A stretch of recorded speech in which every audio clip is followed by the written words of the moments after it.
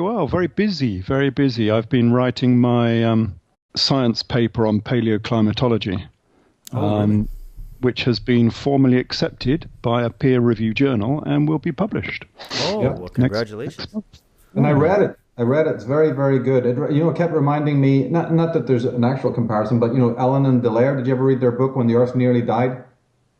No, I didn't read that one. No. Yeah, I mean, this was years, and I read this in the mid '90s. So I don't know, that book coming to mind just for the fact of the radicalness of your, understanding that there's so many other factors that have an effect on things that we look at every day. But it's like these flat earthers. They just want to look tunnel vision at one thing. They've got one set of science that explains something, and you've come at it, again with some really obvious things, not obvious and that they're obvious, but brilliant things that show up. No, there's so many other factors that go to make the world that we know and the phenomena we know. It's really first class stuff there. Yeah, well, thanks very much. I just found it very strange that in the 21st century, nobody knows what makes ice ages. So I thought I'd Yeah. write something. Yeah. Yeah. I can't. It's actually out. I'm gonna definitely have to read it. Send it over my way. Yeah, I'd love to. I can send you I can send you both. I've got a short article, a magazine article, and then the full paper. The full paper will be published in Geoscience Frontiers in about 4 weeks, I think. Oh, Great. great. Oh, you did send me the PDF that I read, so Yeah, that's the short article, 2 pages. yeah. Yeah, yeah. The actual one is 36. Wow. It's, Well, I'd it's a rather bit read the more. more comprehensive one, so I'll read the 36 papers. Okay, okay. Well, I'll send those out as well. Sweet. All right. Well, we'll get started here, guys. This is Go on. awesome. I'm glad we're able to do a follow up on this. We've been getting a lot of great traction and with the original series that we did. So this will act as sort of like a follow up show where we can. I know Michael had a bunch of questions, and I'm sure Ralph, you want to add some more points. So I'll do a quick intro, and we'll get it rolling. All right. Well, welcome, ladies and gentlemen. Thank you so much for tuning in. You're listening to Truth Warrior, and I'm your host, David Whitehead. And I'm very happy to welcome back to the show once again. We have Ralph Ellis and Michael Tsarion joining me here today. And it's very early in the morning where they're at. And so I'm very happy that they're out of bed and they're focused and ready to go. And they're taking this time with me here on the show today. And I had some discussions with Michael kind of off air. And there were a variety of other points and questions that he wanted to bring up in relation to the series that we had done with Ralph, which is also on this channel. You can look it up, focusing on his new book, The Grail Cipher. Absolutely fantastic work that is talking about the true and, or I guess, revised version of Arthurian history. And so we want to delve into some various questions and bring out some other points and add some more detail here. So welcome back, Ralph and Michael. Ralph, I'll welcome you in first here. Welcome to the show. It's good to have you back, man. Good morning. Yes, it's great to be back. Thanks very much, David, and good morning to you, Michael, over in somewhere in the north, I think, of Europe. Oh yes, Ralph. Hi. Nice to be back with you again. And again, David. Good morning. Nice to have a chance to delve deeper into this wonderful, as you say, work of revisionism and stupendous work by Ralph. Yes, I haven't finished. I must admit, I haven't finished the book, but I'm up to the part, where a very interesting part where Ralph is now linking King Arthur to the royal family of Edessa, which of course, carries on the work of his previous books. Just past the part where the British call for help, not to the Romans, but to Aldronius, I believe, of Armorica. Maybe Ralph can also explain in a minute where Armorica is. And then it just past this famous part of the part of King Brennus. So again, I haven't read the whole thing, but I'm up to just past where he talks about King Brennus, King Arthur connection, and now into the more exciting area where he actually starts linking the Arthurian personality, protagonist to the royal house of Odessa in the east. So again, great to be able to cover some of the points leading up to this section. Well, that's great, and this is very, very interesting, and this is going to open up an amazing discussion here, I think. So, Michael, why don't you list the points that you had sent and you wanted to cover, and then we can go through them one by one with Ralph. Okay, they're not very long. These again, from the last time we talked up until now, these are my idea of the most important stuff. I mean, the book is just jam-packed with brilliant, digressions and history. Basically, we're talking here the true history of the 4th century and the 12th century, and prior to the time of the sort of Templars, and all of their iconography and lore come to bear. So it's a very key and kind of a disputed period. But anyway, for that section, these are just about 9 points that I thought were very important, and I hope that Ralph can address these. First one's more general, just is what really did bring down the Western Roman Empire? Because as you say in the book, as we move out of the 4th century into the 5th century, there's no Rome anymore to speak of. Rome's having colossal problems, and that is having ripple effects across the empire. Secondly, then, the very interesting thing for me is just the simple etymology of the name Arthur. That is so revealing, whether you're coming at it from just pure philology and etymology, or whether you expand it into areas like astrotheology, which Ralph does. Stupendous work there. Third, I'd say, what on earth is going on with the ancient British historians? Bede, Gildas, Nennius, Monmouth, Marlbury, Henry of Huntingdon, Newburgh, Baldwin of Boulogne, or Forden and Bauer in Scotland. All the conflicting aspects. I suppose we should dive into that quite heavily because there's so much conflict. And Ralph has noticed the biggest, I would say, seam is too light a word. It's more the crevasse almost. He's noticed where they go wrong the most, let's put it that way. And also where modern historians haven't bothered their ass to do that. In other words, they just replay what was said by the 4th and 5th century historians without any contradiction, really. And this is a huge mistake.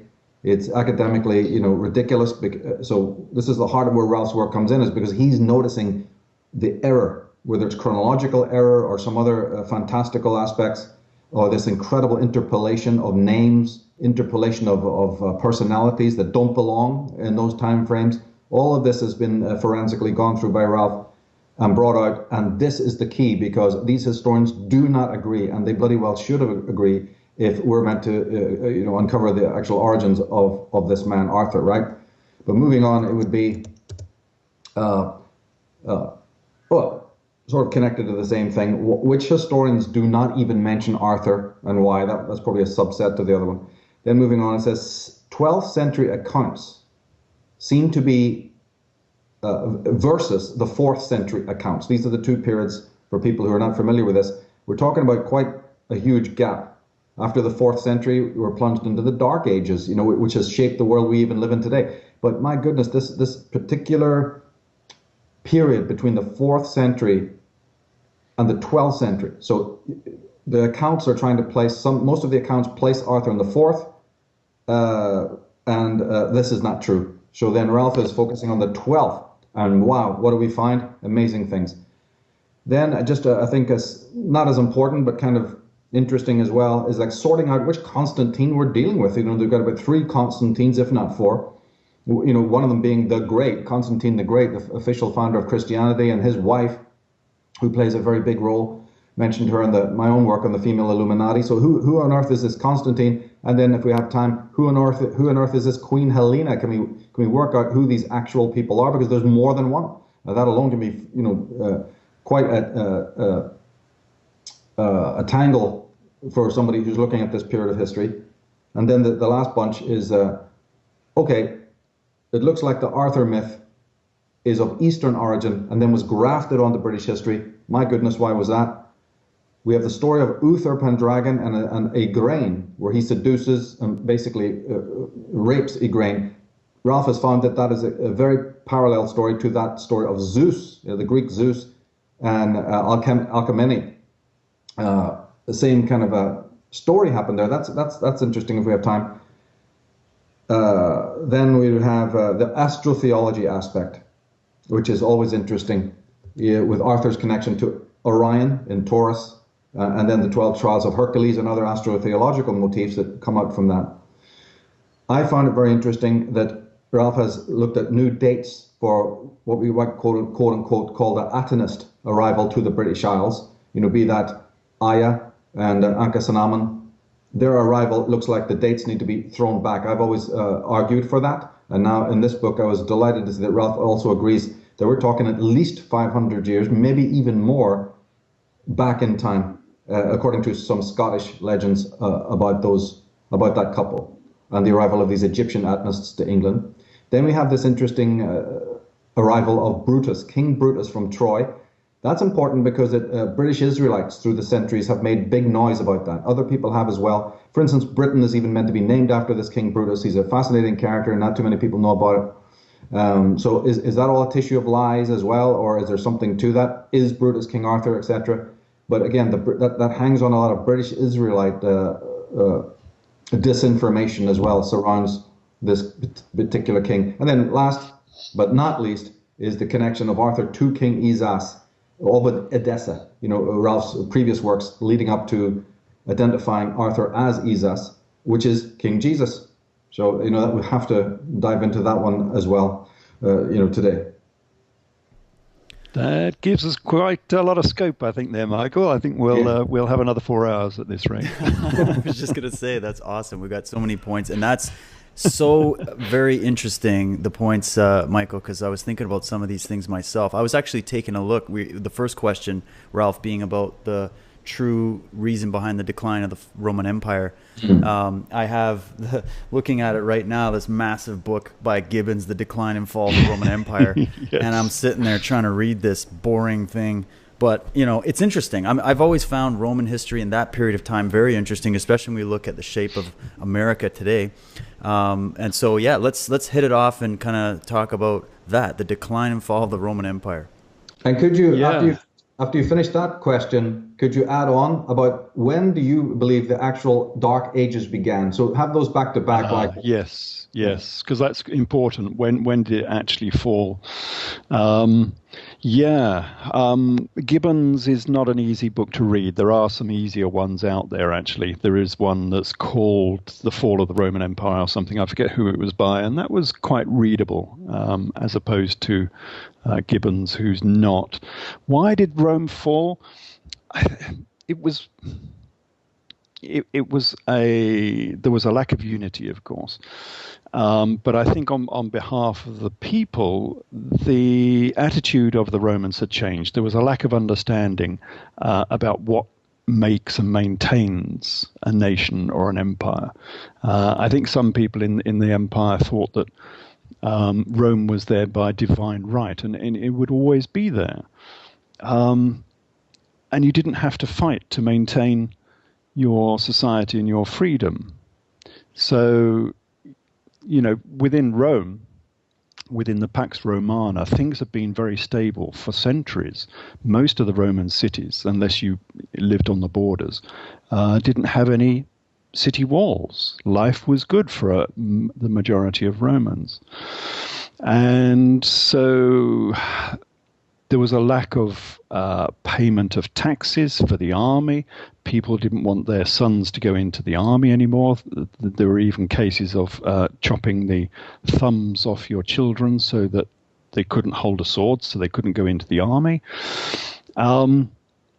And Rome became rather dependent on immigrant soldiers, mercenaries working for the Roman Empire.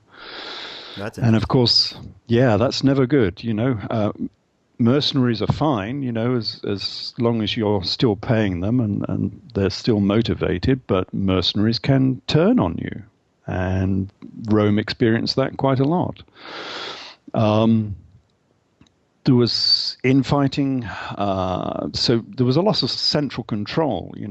Previously everything revolved around Rome. Well, they had the split between Rome and Constantinople, of course, and there were lots of usurper emperors who came to the fore. There were two from Britain. We had Maximus from Britain in about the 4th century, and then we had someone we're going to talk about later. Constantine III was another British leader who became a usurper emperor of Rome. So there was infighting, within the empire as well. And then there was, towards the early 5th century, there was massive influx of immigration, of course. Mainly Goths and Alans coming out of the Germanic lands. And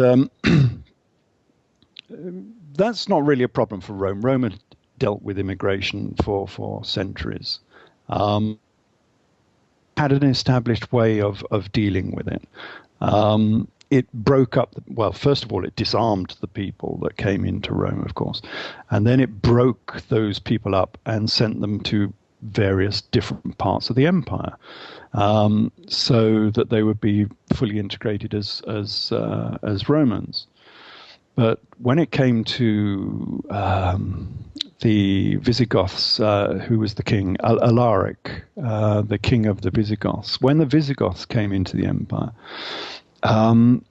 there was no will to break them up and send them to different parts of the empire. So they remained as a cohesive unit of immigrants, mobile, obviously with wagons and horses and whatever, and a vast tribe of these Visigoths. I can't remember how many there are, but we're talking hundreds of thousands, and they sort of defeated various parts of the east of Rome. So we're talking in the Balkans, running up and down there, and they finally, of course, they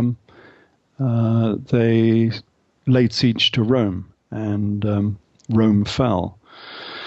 So, yeah, there were lots and lots of problems that Rome was experiencing, but the main one that finished Rome was this mass immigration of immigrants who stayed as a cohesive unit. So we had the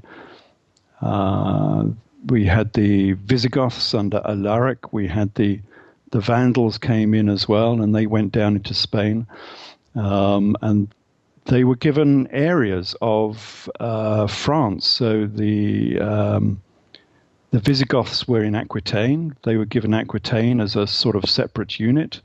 The Vandals were given northwest Spain and southern Spain. And they said that was a success. They settled these people in these. They started looking for independence.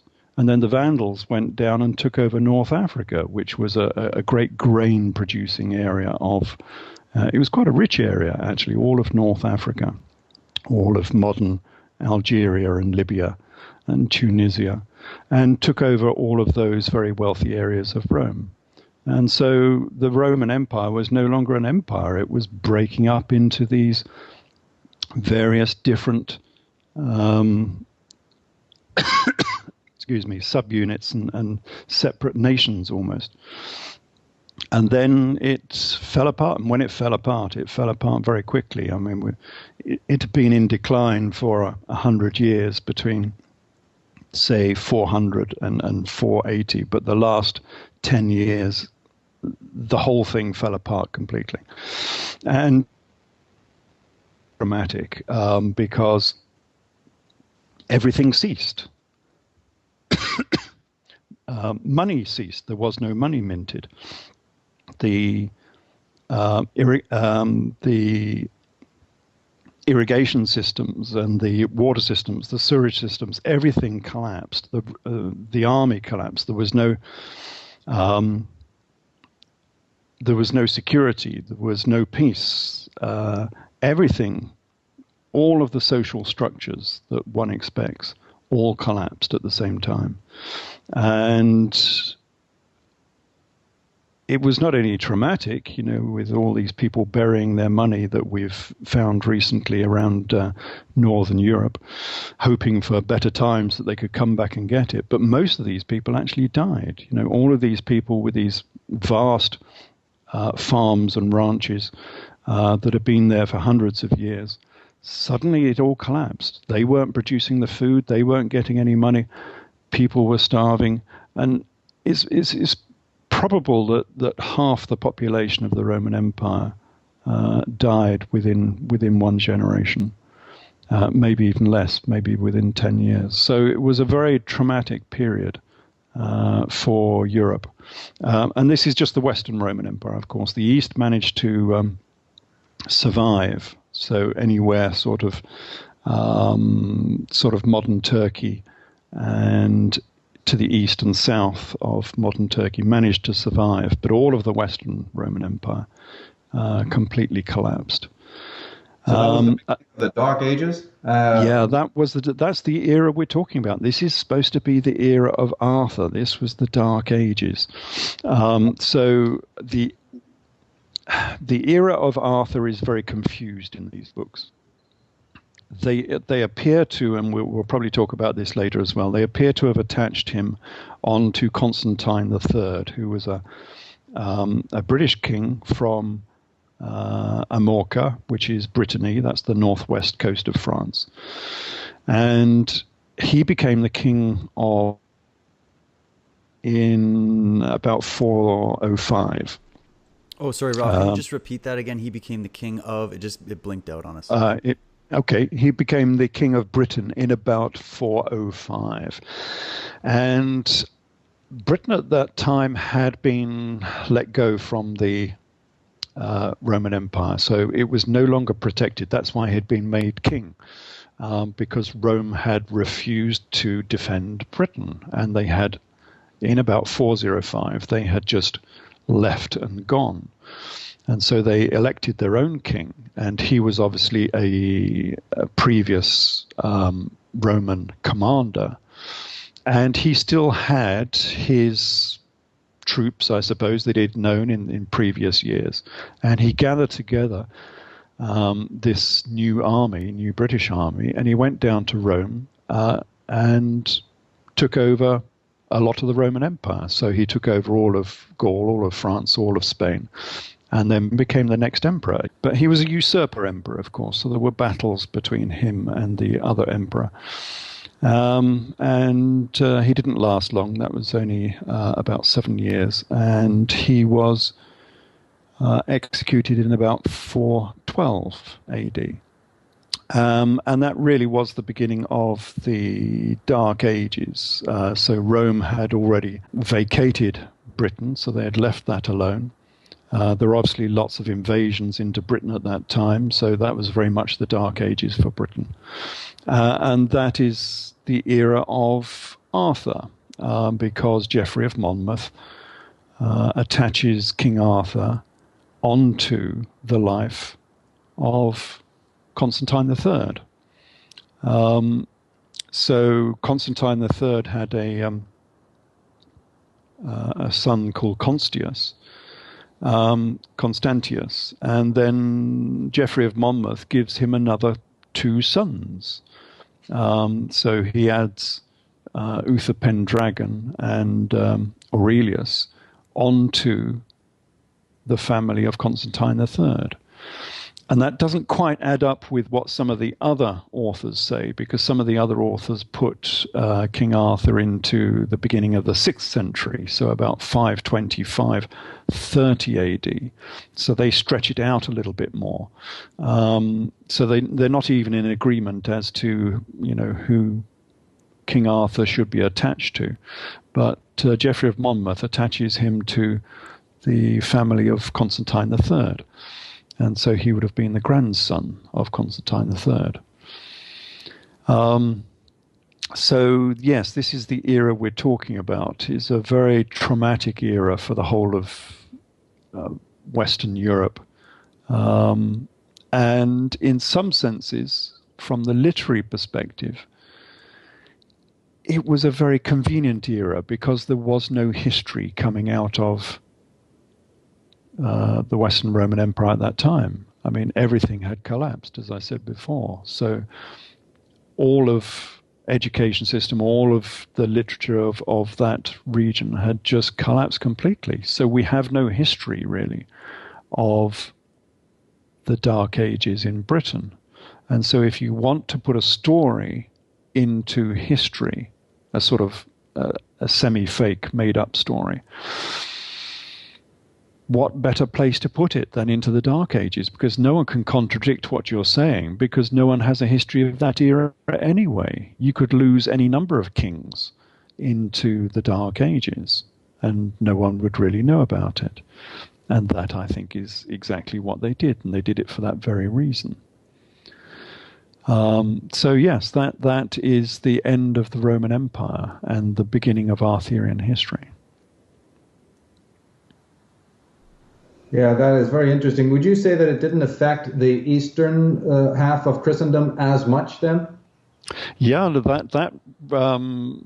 that maintained itself almost intact, almost without any significant losses. They were attacked by Alaric as well. So when Alaric invaded the West, he actually went to Constantinople first of all.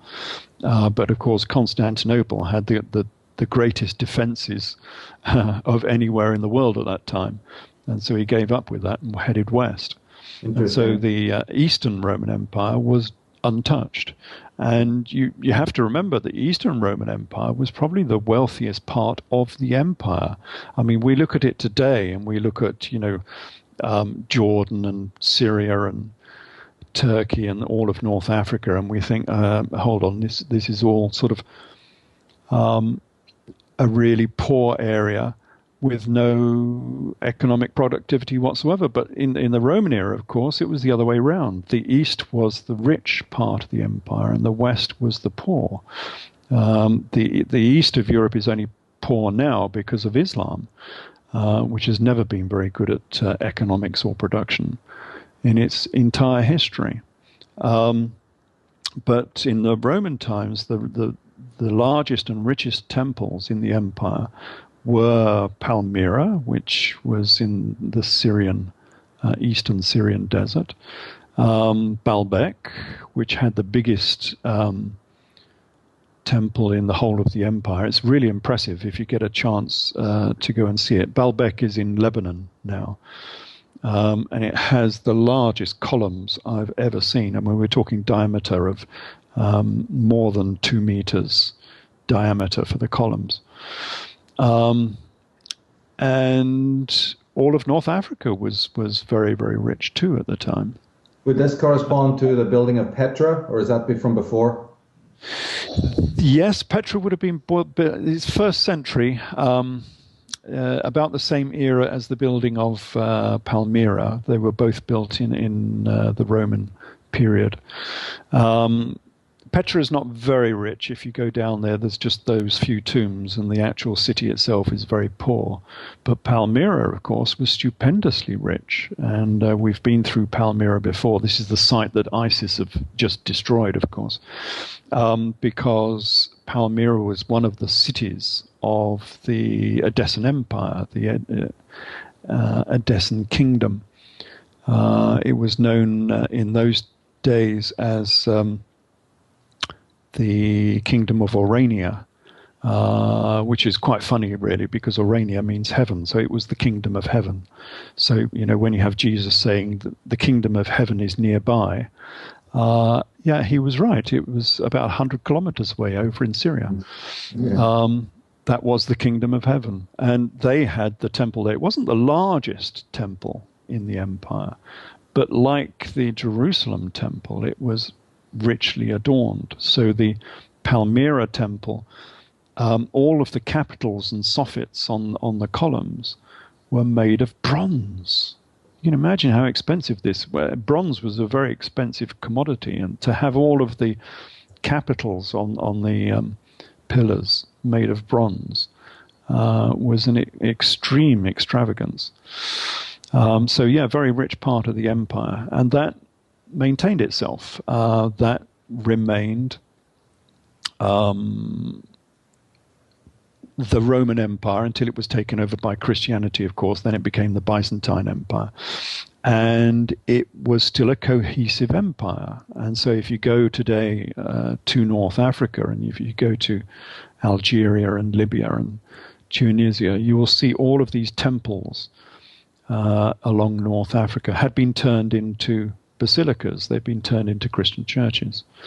And you'll see all of the fonts they made there for the baptisms and so on. So this was a big Christian region all across North Africa, quite wealthy, still producing a lot of grain for the Eastern Roman Empire.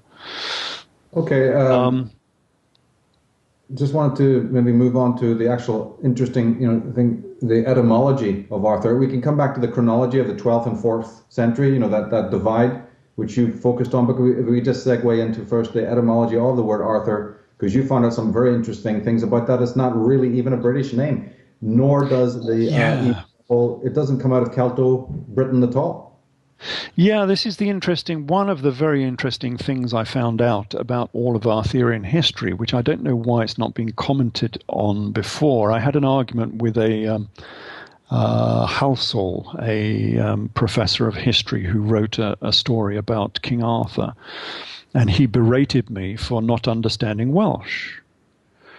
And I had to say to him, well, do you realize that none of these names are Welsh? So, and it clearly says in the Vulgate cycle, the Vulgate is the enormous great volume of Arthurian history, about 3,500, 4,000 pages of Arthurian history. And all the way through, it says that the primary proper nouns, the names within Arthurian history, are all Chaldean, Aramaic, Hebrew.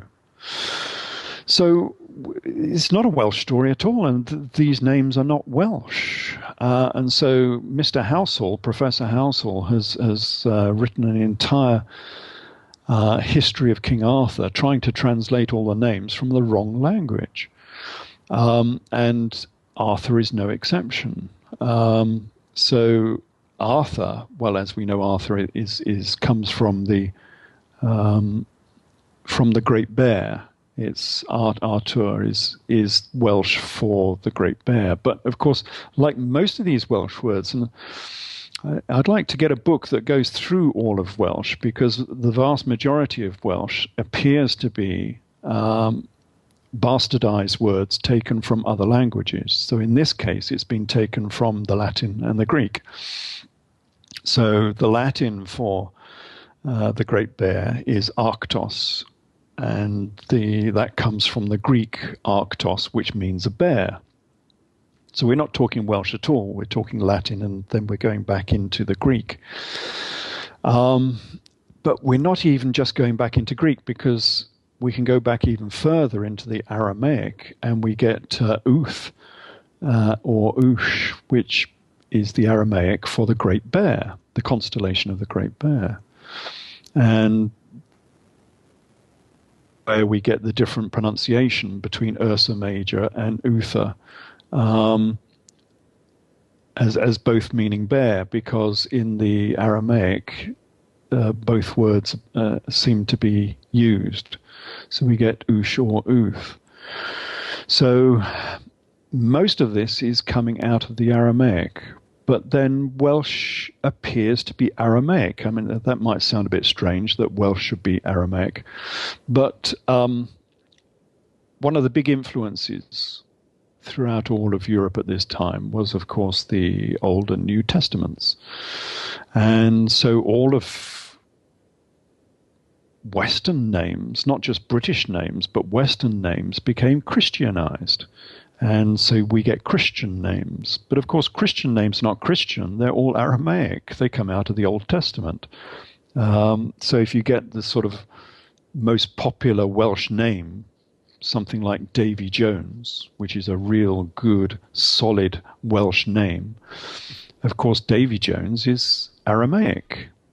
David comes from King David, of course, the king of Judea. And Jones is Jonas, Jonah and the whale from the Old Testament. So, and the same happens all the way through Arthurian history. None of these names that we end up translating are actually Welsh. So all of scholarship on Arthurian history has been wrong, because they've been trying to translate Arthurian history from the Welsh, which is not where it came from. Yeah, they're not going to the original sources. They're just, it's something that's been grafted later. Absolutely, and that gives us an idea of where the story came from as well, because if all the names are Aramaic, then surely the people are Aramaic as well. I mean, why would all of the kings of Britain have Aramaic names in the Dark Ages if this was not connected with the Holy Lands, with Judea and Syria? So that gives us a good clue. well, you've also got the stellar tie-in, right? Linking to not just the bear up there in the northern hemisphere, but then could you go on and talk about the Hercules connection and Orion as well, in connection to the name? Yeah, and Pisces. It's all astrological in the end. So the majority of this story is astrological. So in Arthurian history, we get this very unsatisfactory birth scene for Arthur, where his father, Uther Pendragon, gets Merlin to change him into the likeness of one of his dukes, so he can sleep with his wife. And from that union, of course, King Arthur is born, and then he's taken into adoption by another family. And it's all a little bit unsatisfactory that King Arthur is a bastard. And then they have to try and explain how he can become king when he was actually a bastard and all this sort of stuff. It's very unsatisfactory. But this birth scene is the birth of Hercules, and this is where it came from. It's exactly the same as the birth of Hercules, and so with Hercules, his mother was Alcmene, I think was her name, and she was seduced by Zeus in exactly the same fashion. So we can immediately see that some of this is going to be astrological. And of course, the Great Bear is the constellation in the night sky. And so we're connecting this with the zodiac. And now we know why we're doing so, because there were three ringmasters of the zodiac, three arbiters of the zodiac, and they were the Sun, the constellation of the Great Bear, and also Orion. So in the center of the zodiac, you can either have the Sun or the Great Bear, because they are the constellation and the Sun are at the center of the zodiac. But the other ringmaster, as it were, of the zodiac was Orion. And that place probably came about because of the change between Taurus and Aries, because Orion is sitting next to Taurus, and it was Orion who killed Taurus and allowed Aries to become the next constellation in procession. And so Orion became one of the great ringmasters of the cosmos as well. And so all of those three, the Sun, the Great Bear, and Orion, can be thought of as the leader of the zodiac. And the leader of the zodiac is the leader of the round table, because the round table is a zodiac. And so the leader of the zodiac was either the Jesus character, who was the chief of the 12 disciples, the chief of the 12 constellations at the Last Supper table, which was a round table. And the other person was the Arthurian character, who was also the center of the round table with his 12 knights, his 12 constellations, with him sitting at the center. And so the person sitting at the center of the zodiac is either the Sun, the Helios character, or he's the Great Bear, the Arthur character, or he can be the Orion character. And of course, on a lot of these old zodiacs, Orion was portrayed as Hercules because Hercules was in effect the same character, which is why Hercules has the 12 labors of Hercules. The 12 labors were the 12 constellations again. It was the same character. And that's why this early Arthurian character has the great 12 battles of King Arthur. It was just another retelling of the Herculean story, the 12 labors of Hercules. So yes, we get this great link to the astrology and to the zodiac all the way through Arthurian history. And this is, again, it's another of these aspects of Arthurian history that hasn't really been touched by classical historians. I don't know why they've not touched on it, because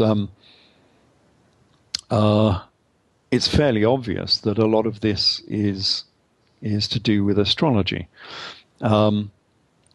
Another interesting one, which again brings in the Aramaic, is the name for Arthur's father, Uther Pendragon, because I forget what I was doing. I was looking up something to do with this, and I saw an anomaly in one of the manuscripts where it was spelt differently. So I went back to the original manuscript, which was at the in the Oxford Library at Oxford University, and his name is not Uther Pendragon at all, which is fairly fundamental, because that changes most of Arthurian history as written by other historians. In the original manuscript, he was actually called Uther Ben-Dragon with a B. And so this is the Aramaic again. Ben as in meaning son. So it doesn't mean Uther, the head of the dragon. It means Uther, the son of the dragon. But if the Ben is in Aramaic and not Welsh, then surely the dragon should be an Aramaic dragon. And if you do that as well, you find that the Aramaic dragon is actually a fish. And so the name of Arthur's father was actually Uther, which is the great bear, the son of the fish, the son of Pisces. We're coming back to the zodiac again. And this is the Fisher King concept, right? This is where the Fisher King comes from, because his father was the son of the fish, the son of Pisces. And so that sort of rewrites most of Arthurian history just by changing a pen into a ben. We've not only changed the head into a son, we've changed the language. Therefore, we've changed the region this story came from, and we've changed what it's talking about as well. It's not talking about a head of a dragon, a comet. It's talking about a son of a fish of Pisces. And of course, this comet was supposed to be a comet that had two rays coming out of it. And if you look at the sign of Pisces, it is a sign with two rays coming out of it. And each ray has a fish at the end of it. It is a description of the constellation of Pisces, this comet that Arthur was born under. And if Arthur was born under Pisces, he was born under the constellation of Pisces, then he was born at the same time as Jesus, because Jesus was born as a lamb of God. He was born under Aries, but he became a fisher of men. Again, he went from Aries to Pisces.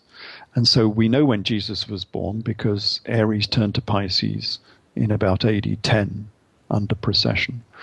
And Arthurian history does the same, because Arthur was born under Pisces. And it's quite obvious that he was most probably the first king of Pisces, the first of the Fisher Kings. And as the first of the Fisher Kings, he has to have been born in the early 1st century. So this is not a Dark Age story at all. The astrology that is implicit in the name for his father means he must have been born in the 1st century. Well, so that is interesting, because we should soon move on to this controversy between the 4th and the 12th. But now what you're saying is that basically, if there was a historical character, and I've always maintained myself that the etymology and symbolism will always lead us to the truth of a matter when there's been cover-ups or whether there hasn't been cover-ups. So you're saying that if the real physical personage can be dated from the 1st century now? Yes, yeah. So the real King Arthur has to be a 1st century character, which is why I subsequently made the link to King Jesus, because they are adopting the same character, the same leader of the next age of procession. Yeah. So then when Bede and Gildas and these people from more the third, fourth, and fifth, who are they actually talking about? They're certainly not talking about this character in clear language like you are. So who are they actually talking about then? Well, the interesting thing is they don't talk at all. And this is the unmentionable thing about Arthurian history, that the early British historians don't mention King Arthur. So in order of appearance, I suppose, that we have something to do with this era and this person, we have Gildas from the 6th century. Now, he was a Dark Age chronicler, and he does not mention King Arthur at all, which is very strange. If King Arthur was supposed to be this great, wealthy, powerful, well-known monarch from this era, and Gildas does not mention him. And then we come on to the Venerable Bede, who writes a reasonable history of Britain, 8th century, and Bede doesn't know who Arthur is either. Doesn't mention King Arthur at all. And then we come on to Nennius, 9th century, and Nennius doesn't mention King Arthur at all. He mentions a Dux Bellorum, a Duke of War, who is called Arthur. But quite clearly, this Duke of War, Arthur, is merely a retelling of Hercules. It does not have any of the Arthurian story. So, there is no Camelot, there is no great empire, there is no Round Table, there is no Arthur, there is no Lancelot. There is nothing to do with the classic Arthurian story within Nennius. And then we come to the Welsh Chronicles and Prophecies, and Arthur is mentioned, but again, he's not a king. There is no mention of anything to do with this great Arthurian story. And then we come all the way through to the 12th century. The first book of Malmesbury, William of Malmesbury, the Chronicle of English Kings, does not mention the classical King Arthur at all. He has the few bits that Nennius was talking about, and that's it. There is no story of Arthur. Henry of Huntingdon, again, 1130, and he doesn't mention King Arthur. And so we've come all the way through 500-600 years from the era of the Dark Age Arthur, and we still don't have anything about King Arthur. And then suddenly, in 1135, we have the complete story from Geoffrey of Monmouth and Walter of Oxford, who write the same story. They're copies of each other. One is more prosaic and the other is more historical, but they're exact copies of each other. So in 1135, we suddenly get the complete story of King Arthur and his royal court. Why? Well, because this era is the era of the Crusades and the era of the Knights Templar. Excuse me. So the first crusade went out in 1096. And it was led by Count Baldwin of Boulogne. And the first crusade was rather strange because they went to save Jerusalem from Muslim control and oppression. But they didn't go to Jerusalem. So Baldwin went across Turkey, and then he got to Antioch, and he didn't turn right and go down to Judea. He went straight on. And he went on, and he went across the Euphrates. And what was the first city that he liberated from Muslim oppression? Edessa. So the first city that was liberated from Muslim control in 1098 was the city of Edessa. The very same Edessa that we were talking about before, that was the capital city of King Esus Manu of Edessa, who I've already equated with the biblical Jesus. So why did this happen?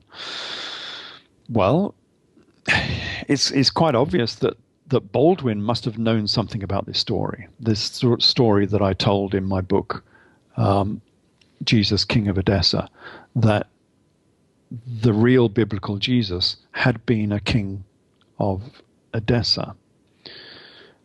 That must be the only reason why the first city to be liberated during the Crusades was the city of Edessa, because they must have realized that if there was anything interesting remaining in this region about gospel events, about Jesus, you were going to find it in Edessa. You weren't going to find it in Jerusalem. You were going to find it in Edessa.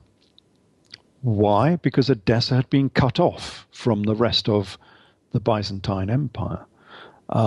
It had been cut off by the Council of Nicaea. It had been cut off by the Council of Chalcedon, which separated the Syriac Church from what became the sort of Greek Orthodox Church in Constantinople. And then it was completely cut off by the Muslim invasions of the 8th century, which overran the whole of the sort of Near East, all of North Africa, and sort of stopped on the sort of borders of Turkey. East of there, all of Mesopotamia was outside the control of the Byzantine Empire. And so Rome could do the new sort of Christian Rome, and the new Christian Byzantine Empire could do whatever they liked with the texts in their control, all of the manuscripts that they had, the history that they had. But they had absolutely no control whatsoever over what the Syriac Church was doing and the Armenian Church was doing in the East, because that was under Muslim control. And so if you're going to find anything that was interesting, that was a bit different to the standard biblical story, it was going to be in Edessa. And that's where the Crusades went to. The Crusades went to Edessa. And of course, Count Baldwin was welcomed into Edessa as a liberating hero, saving them from Muslim oppression. Do you think he might have been, that family, those types of people that you're talking about, Baldwin, could they have even been blood related? That this was one of the reasons? I think they must have been. That is something that I need to go through, because that will be an interesting topic to see how Baldwin is connected to the bloodline. In my book, Mary Magdalene, the Princess of Orange, I did relate how Mary Magdalene and Martha ended up in the south of France, and how she is related to the Dutch House of Orange. So there were elements who were related to these families within Europe. The House of Orange was one of them, who came from France, of course. The Dutch came from the south of France. Count Baldwin, the Normans must have been related to this somehow. Count Baldwin has to have been related, perhaps through the Merovingians, perhaps through some other route that I haven't investigated yet. But he has to be, doesn't he? He's just got to be a part of this story somehow. Yeah, it makes sense to me. His fervor, this beeline, again, I must compliment you on this breathtaking revelations here. But yeah, the very fact that the beeline to Edessa, bypassing the obvious route, at the very least, he may have had family members there, friends, close associates, but more intriguingly, could even himself have been related, and was looking like he's going to free his forebearers' families, land. Or that would be the motivation there, probably. Yeah, well, and the organization they created was the Knights Templar, and the Knights Templar are the poor Knights of Christ, and of course the Nazarene in Judea after the 1st century became known as the poor. They were the Ebionites, who were the poor. And within the Gospels, of course, Jesus' Nazarenes were also known as the poor. And then the Knights Templar were known as the Pawn Knights of Christ. They were following on. And if you look at the constitution of the Knights Templar, it was an exact copy of the Essene constitution. So quite obviously the Knights Templar were the new Essene, the new Nazarene. They were basing their new organization upon the organization that Jesus had run in the first century. So we have that connection as well. Presumably because this organization had never ended. It had always been there, behind the scenes. It was one of these sort of, secret societies of the Dark Age. And then it blossomed again as the Knights Templar within the medieval period. So yeah, there's got to be some connections there. So I can see some sort of sequel coming on to the rest of these books. The history of the Templars, was it in the First Crusade when they came back with Hugh de Payens? They bring these 9 mysterious. Well, they had this weird character, Peter the Hermit, but more intriguingly, they brought back with them about 9 or 10 of these mysterious Eastern. Nobody really knows what, mystics, prophets, whatever. Do you know that anecdote when they came back to Burgundy? I don't. That's something I'm going to have to look at. But certainly, yes, they would have done that because they would have needed a Syriac historian and scholar to do all the translation work they required on their new manuscripts. Because what I think they brought back, of course, was a new manuscript. I think they found a book which is called The History of the Kings of Judea and Syria by Justus of Tiberias, which was written in the first century. Now, we know about this book because Josephus Flavius talks about it, and Josephus Flavius is livid because he says that this book is a tissue of lies and it's been invented by Justus of Tiberias. What he means, of course, is it gives a different history of the first century to the one we have from Josephus Flavius, a completely different version of the events of the Jewish revolt in the first century. And that book would be very interesting because it would give the complete history of the kings of Edessa, which Josephus Flavius has completely deleted from his book. It's very strange and not very much commented on fact amongst historians who seem to have great chasms within their understanding. Why does Josephus Flavius never mention the kings of Edessa when they were very important and very wealthy and very influential? You can type in Edessa into his books and it just goes beep, not found. You can type in King Akbaras. You can type in King Manu and it's not found. Why? Because they've been deleted. They've all been deleted completely from Western history. And what you're talking about now, of course, has enormous consequences because, as your work shows, this Josephus that we're talking about is none other than the basic author, quote unquote, whether he's in the guise of St. Paul or whoever. This is the man who, when we speak about Christianity today, it's his concoction that we're talking about. So this editing process that you're speaking about, the control that he had, the way that he edited and airbrushed out these other more authentic. This is the most extraordinary thing. If he had just airbrushed out people that didn't really matter in the first place, well, that could be put down as, that could be put down to the liberties, the license of your average, the people are doing it today. But he edits out the most important, authentic stereotypes, and then inserts his basically stereotype, which didn't sit with the Jews, as you well know, because they don't like all this solar God stuff. And so that created a breach of unimaginable proportions. And then worse, the Vatican style of Christianity we've got today is basically its concoction. And it has been replaced, was put in to replace the stuff that you're talking about. This is why, your work is so monumental to bring this out, because the whole of Christendom is based on what this man's concoction. Yeah, and more than that, the whole of Arthurian history is based on his concoction as well. Because the other great unmentionable And we get so many of these unmentionables amongst historians. I really don't know why. The great secret of Arthurian history is that the original author was Josephus Flavius. And that's what it actually says in the books. So if you read the original manuscripts, this is not from Monmouth. This is from about 20 years later or so. This is from High History. And also from the Vulgate cycle, if you read History of the Holy Grail in the Vulgate cycle. The original author of the original manuscript, which they copied to make these books, was Josephus Flavius.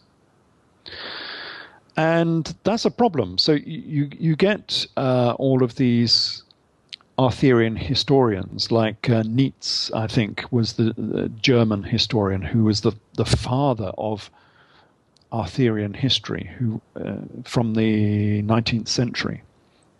And he says that this is impossible, of course. We can't have Josephus Flavius as being, from the first century, of course, being the author of Dark Age history in Britain. So that there is obviously a mistake somewhere here in the manuscript. No, there is not a mistake. The mistake is to think that Arthur is a Dark Age king. If you put him back into the first century, and if you put him back into Judea, and if you equate him with the Jesus character, who is King Esus of Edessa, then yes, of course, the author can be Josephus Flavius, just as it says in Arthurian history. And you got to think for a minute, why would they say that if this was not true?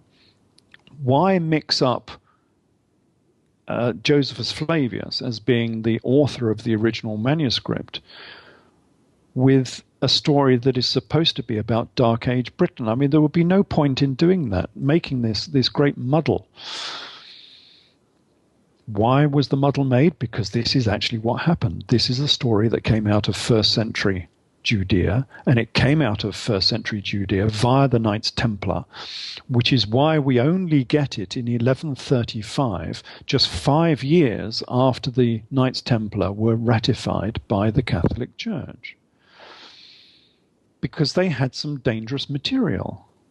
They had a new manuscript, a new gospel almost, that said Jesus was a warrior king of Edessa who fought the Romans in AD 70, and he was crucified, and he survived the cross. And then he was sent to Alexandria in Egypt to go and meet Vespasian, who he had been fighting in Judea. And Vespasian sent him to Chester in England, where he lived out the rest of his life in a vast, great Guantanamo Bay that they built over there in Chester to keep all these dangerous rebels. There is not much within that history that is not heretical, completely, and worthy of a slow roasting within the medieval period. So how could you tell that story? And just a quick anecdote is the temple at Chester was designed like a zodiac, as you point out in your book. So there's that astrotheological tie-in that you just mentioned earlier about the name. The actual precinct in which he was interned, like some sort of man in iron mask situation, had been meticulously designed as an Eastern zodiac in England. It was not a round table, it was an elliptical table.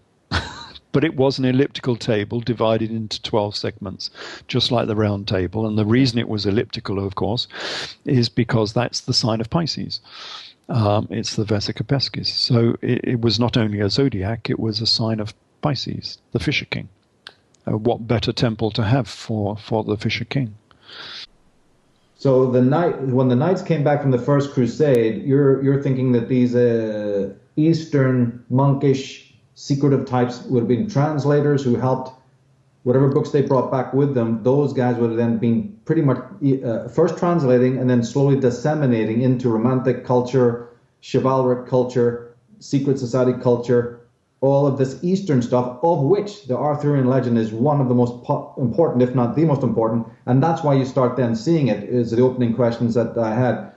That's why you start seeing more of the meat and flesh of the story coming in the 12th century, and this paltry. So even though the character himself was a first century character, none of the actual historians had done anything like a decent job, with his biography until Western people went over during the Crusades, then came back, and then there was a sort of a re-burgeoning, kind of a renaissance, which can happen. It's happened many times.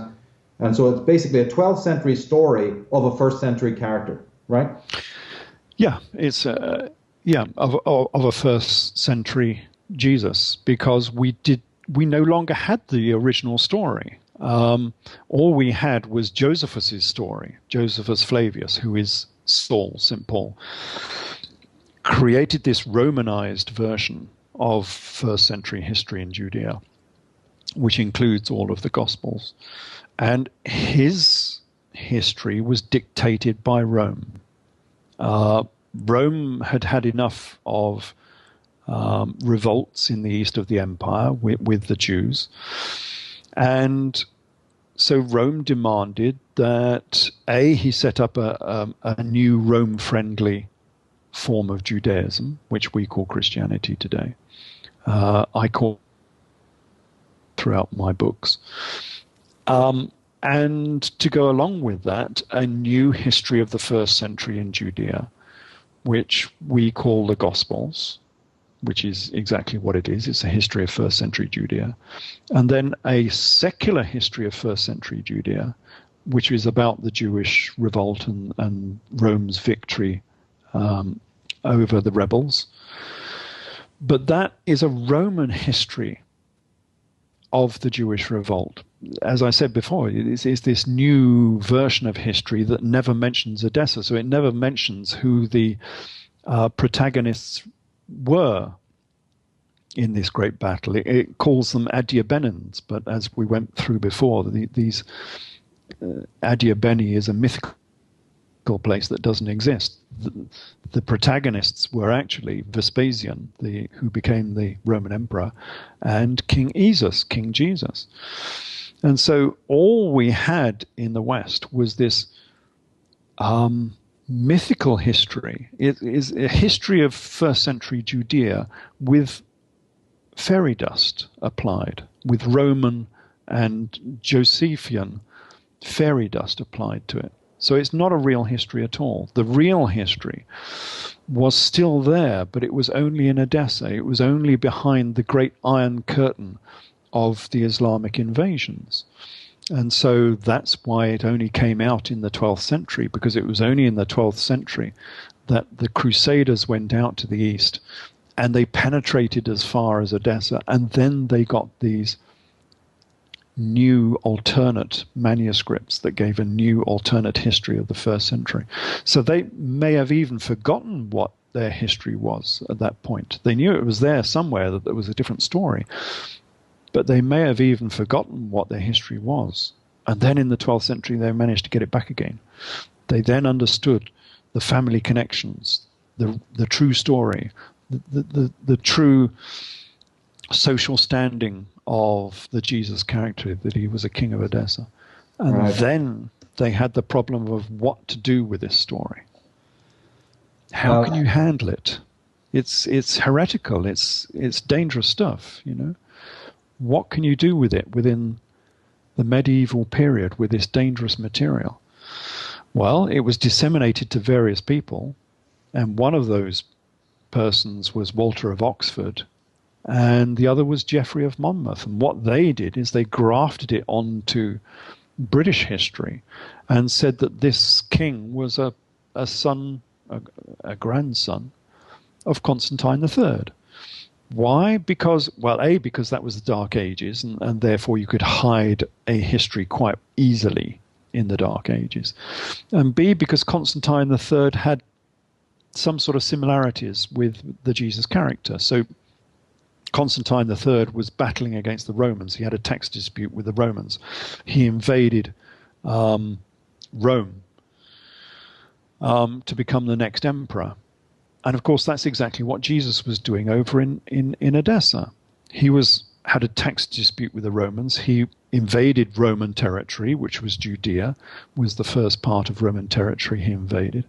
And he wanted to become the new emperor of Rome. And this is the great secret of Christianity, that Jesus was not just a rebel of Judea who was looking towards the Judean throne as the king of the Jews, as it says in the Bible. He wanted to become the next emperor. And we know he wanted to become the next emperor because he was dressed up at the crucifixion with a crown of thorns and with the purple cloak. Now, the crown of thorns is the traditional crown of the Edessan kings, but the purple cloak is the symbol of Rome. It was worn by the emperor and only by the emperor. There would be no point in dressing Jesus up with a purple cloak if he was not a pretender to the throne of Rome. So we know his ambitions extended much further beyond Judea. He wanted to become the next emperor of Rome. And so Constantine III of Britain and Jesus in Judea have a lot of similarities between the two. And so if you're going to muddle Jesus with anyone within the Western Roman Empire, Constantine III would be a perfect candidate to do it with, because we have all these similarities. Plus, we have the Dark Ages, where you can lose all of this history in the Dark Ages because nobody knows what happened then anyway. It's perfect. And so these authors were very astute. They were doing one hell of a job of rewriting and covering up this history so that nobody would know about it for the next 1,000 years almost. I mean, this is 12th century. It's 800 years since these books were written. When we look at this historically, we can understand the motivations of the time. You know, you got Josephus Flavius and whatnot, but I mean, obviously people know this somewhere, you know, like at the Vatican and whatnot, and those holding up Christianity today and everything else we know about it. Why keep this charade going? I'm not sure if anyone does know about it. I've had this before with my Old Testament investigations and so on, and I've talked to people, and I think that most of this history has been actually genuinely lost. I'm not sure that anyone knows any of this anymore. As I say, in my lodge we had Grand Lodge officers from Grand Lodge in London who had been through the chair in Grand Lodge in London, which is as high as you can sort of reasonably get within normal masonry in Britain. And they didn't know any of this history. They didn't know any of it at all.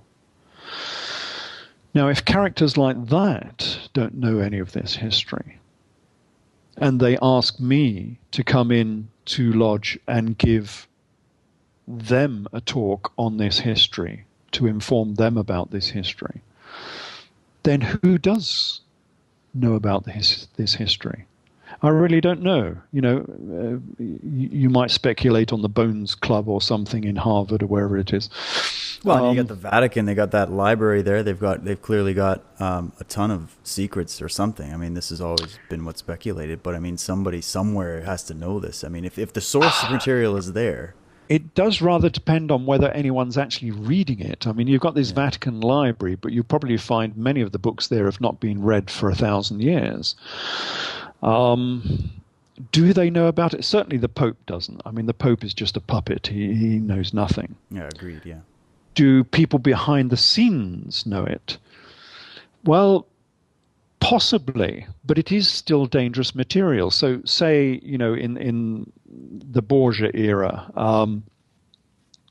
that somebody knew about it in the Vatican. How do you pass that on to someone else and protect yourself and protect the person you pass it on from and all of your families? And isn't it just easier to forget about it?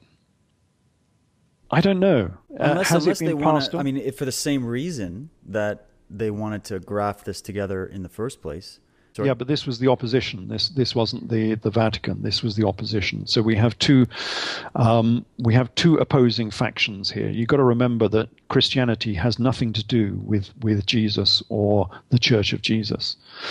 The Church of Jesus was Nazarene. It was the Ebionites. It was the poor. The Church of Christianity came out of Saul, and he was the apostle to the Gentiles. So it was Gentile Judaism, completely different church, and they were enemies in the first century. You get this if you read Acts or the epistles.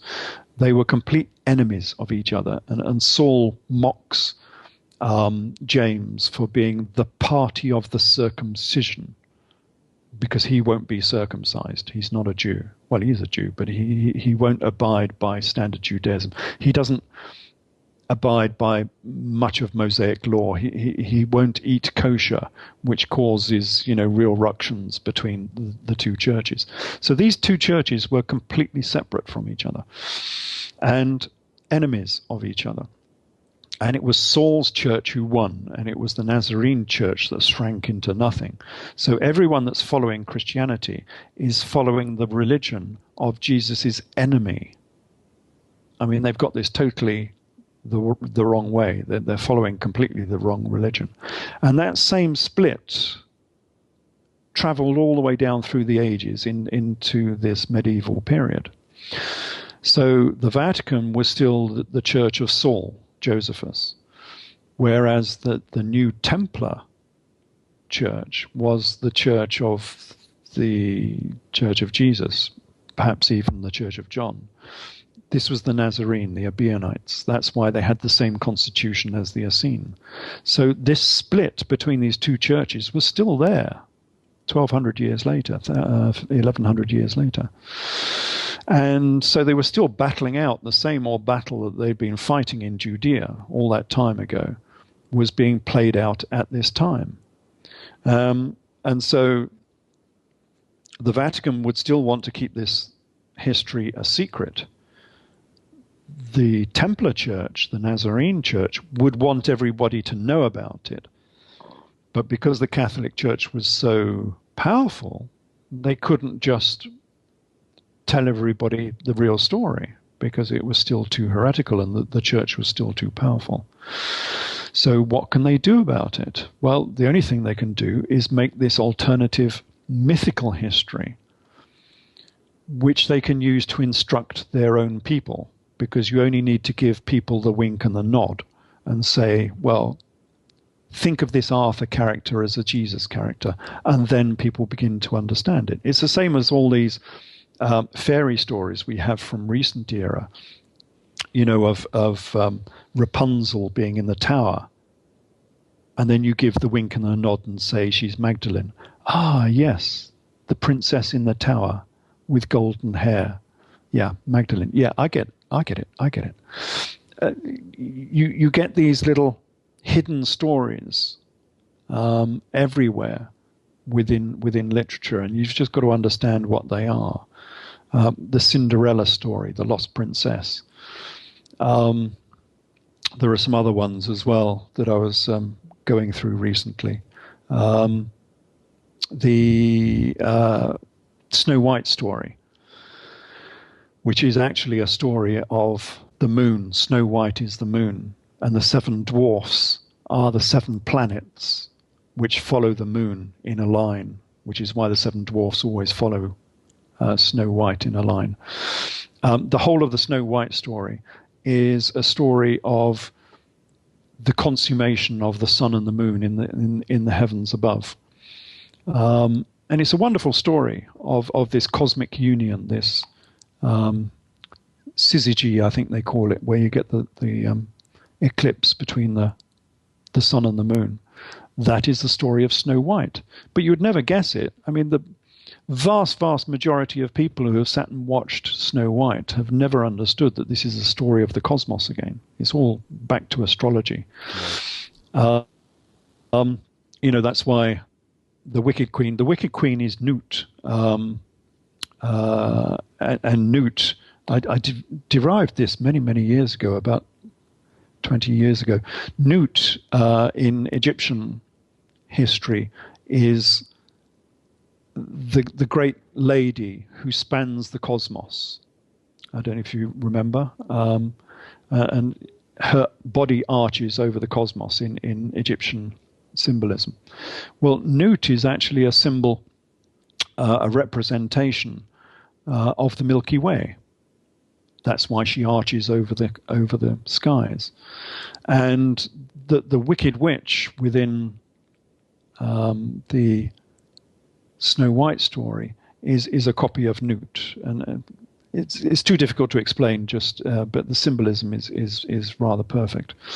So yeah, these secrets can be held and passed down to future generations amongst a very select group of people, just by giving a wink and a nod that this contains, a little bit more history than is apparent.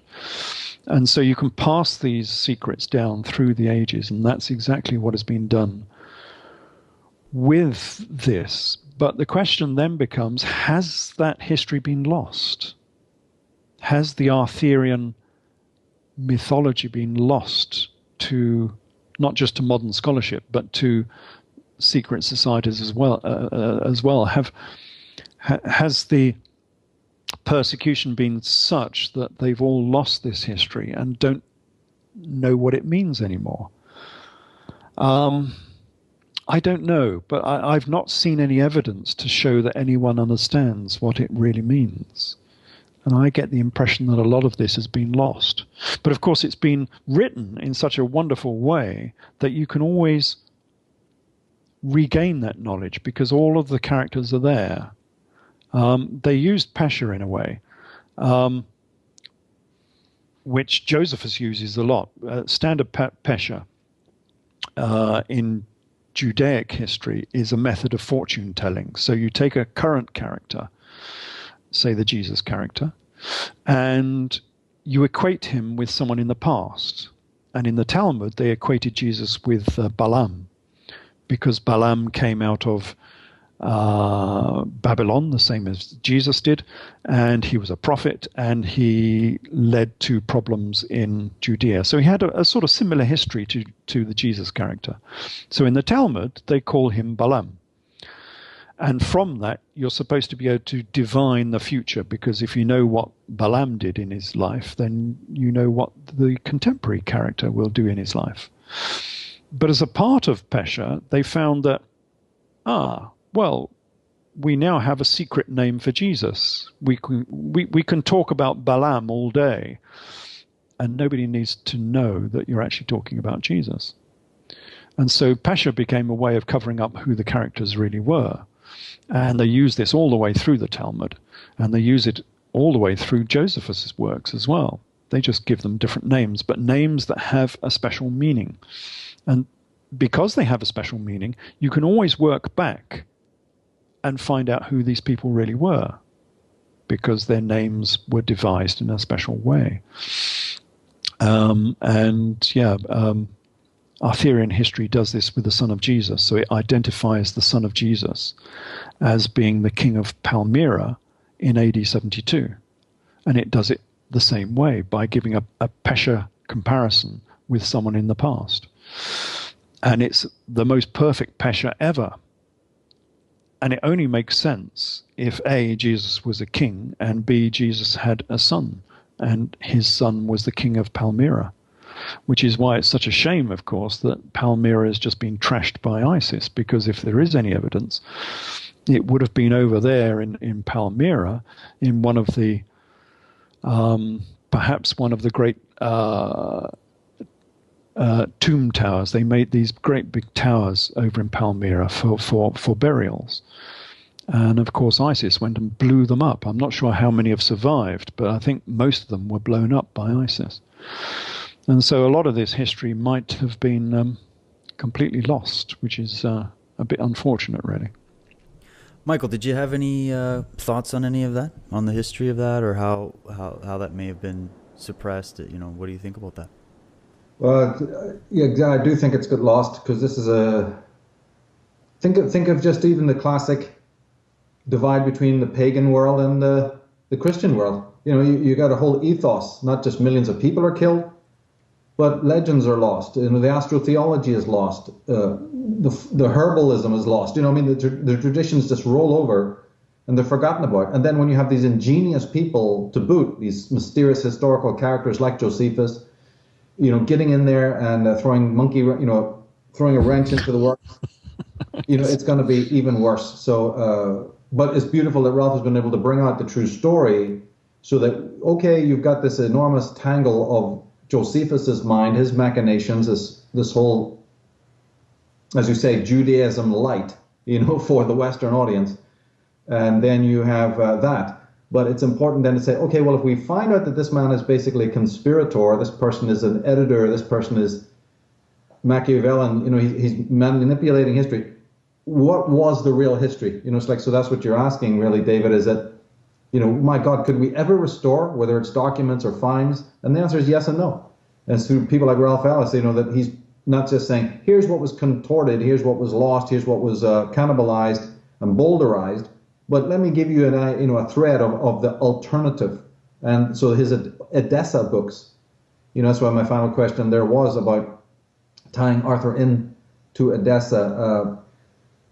He's basically answered it all, so I'm completely blown away. As I said, I haven't even finished the book, and yet there's all of this. And Josephus is a central character to bear in mind, as are these Crusaders and Templars and their particular romances that come out of the Cistercian order. You're quite right to say there's big connections to them in the Essenes and probably other orders within Judaism. There's a big tie into Judaism. There's a big tie into even earlier paganism. That's where the astrotheology is coming down.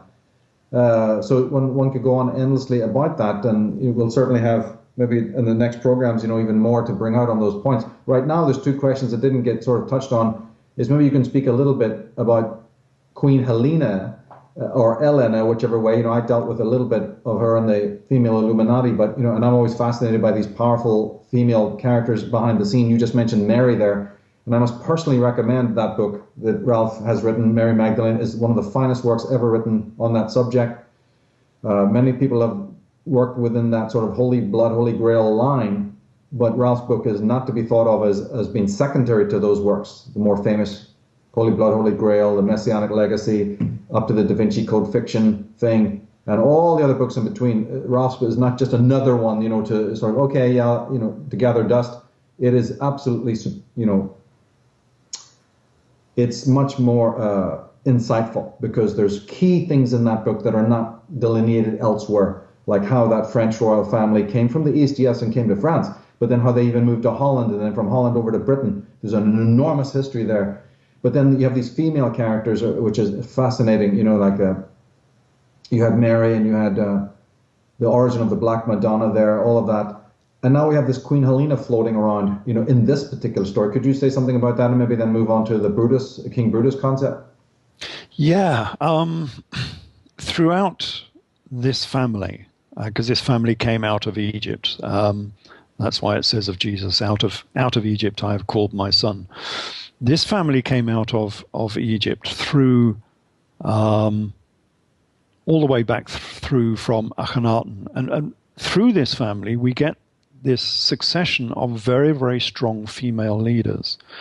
You know, we get the Nefertiti type characters all the way through to the Queen Cleopatra, who was probably the great grandmother of Jesus. Anyway, that's by the by. All the way through to Queen Theomusa Orania, who was a daughter of Cleopatra, who was the matriarch of the biblical family. And then her daughter, who was Queen Julia Helena. And she was a very pivotal character. So listeners probably won't know Queen Helena very much, because she's another of these characters who's been deleted from history. In Josephus' books, she is called Queen Helena of the Adiabeni, but this Adiabeni place is mythical. She was actually the Queen of Edessa. And we only know this because, as I said before, the Syriac historians had a different history to the Western history. So while Josephus only says she's from Adiabene. The Syriac historians say that she was the wife of King Agbaras of Edessa. And that changes everything, because suddenly we know who this mythical Queen Helena really was. She was the queen of Edessa. And therefore she was the mother of Jesus. She was the mother of King Esus Manu of Edessa, the biblical Jesus. And this is why she's so important, and this is why she's been deleted from the books of Josephus Flavius, because nobody wanted you to know who this particular queen was. And the Catholic Church has really undermined this story once more, as you say there, Michael, by inventing another Helena. So how do you destroy this Helena character? It's a bit difficult to say she never existed, because everybody knew she existed. That's not going to work. What you want to do is try and replace her somewhere else. So what Josephus tried to do is, Josephus said she was the queen of Adiabene, and so he located her way over in deepest Persia somewhere, and nobody quite knows where this Adiabene place really is. The Catholic Church also had a problem with this lady, because she became the queen of Judea, and I don't suppose even the Jews really wanted to acknowledge that they had a Jewish queen of Judea in the AD 50s. So what the Catholic Church did was, I think, they invented a mother of Constantine I. I'm not even sure she really exists as a proper mother. Anyway, the other way of getting rid of Queen Helena is to put her history upon someone else.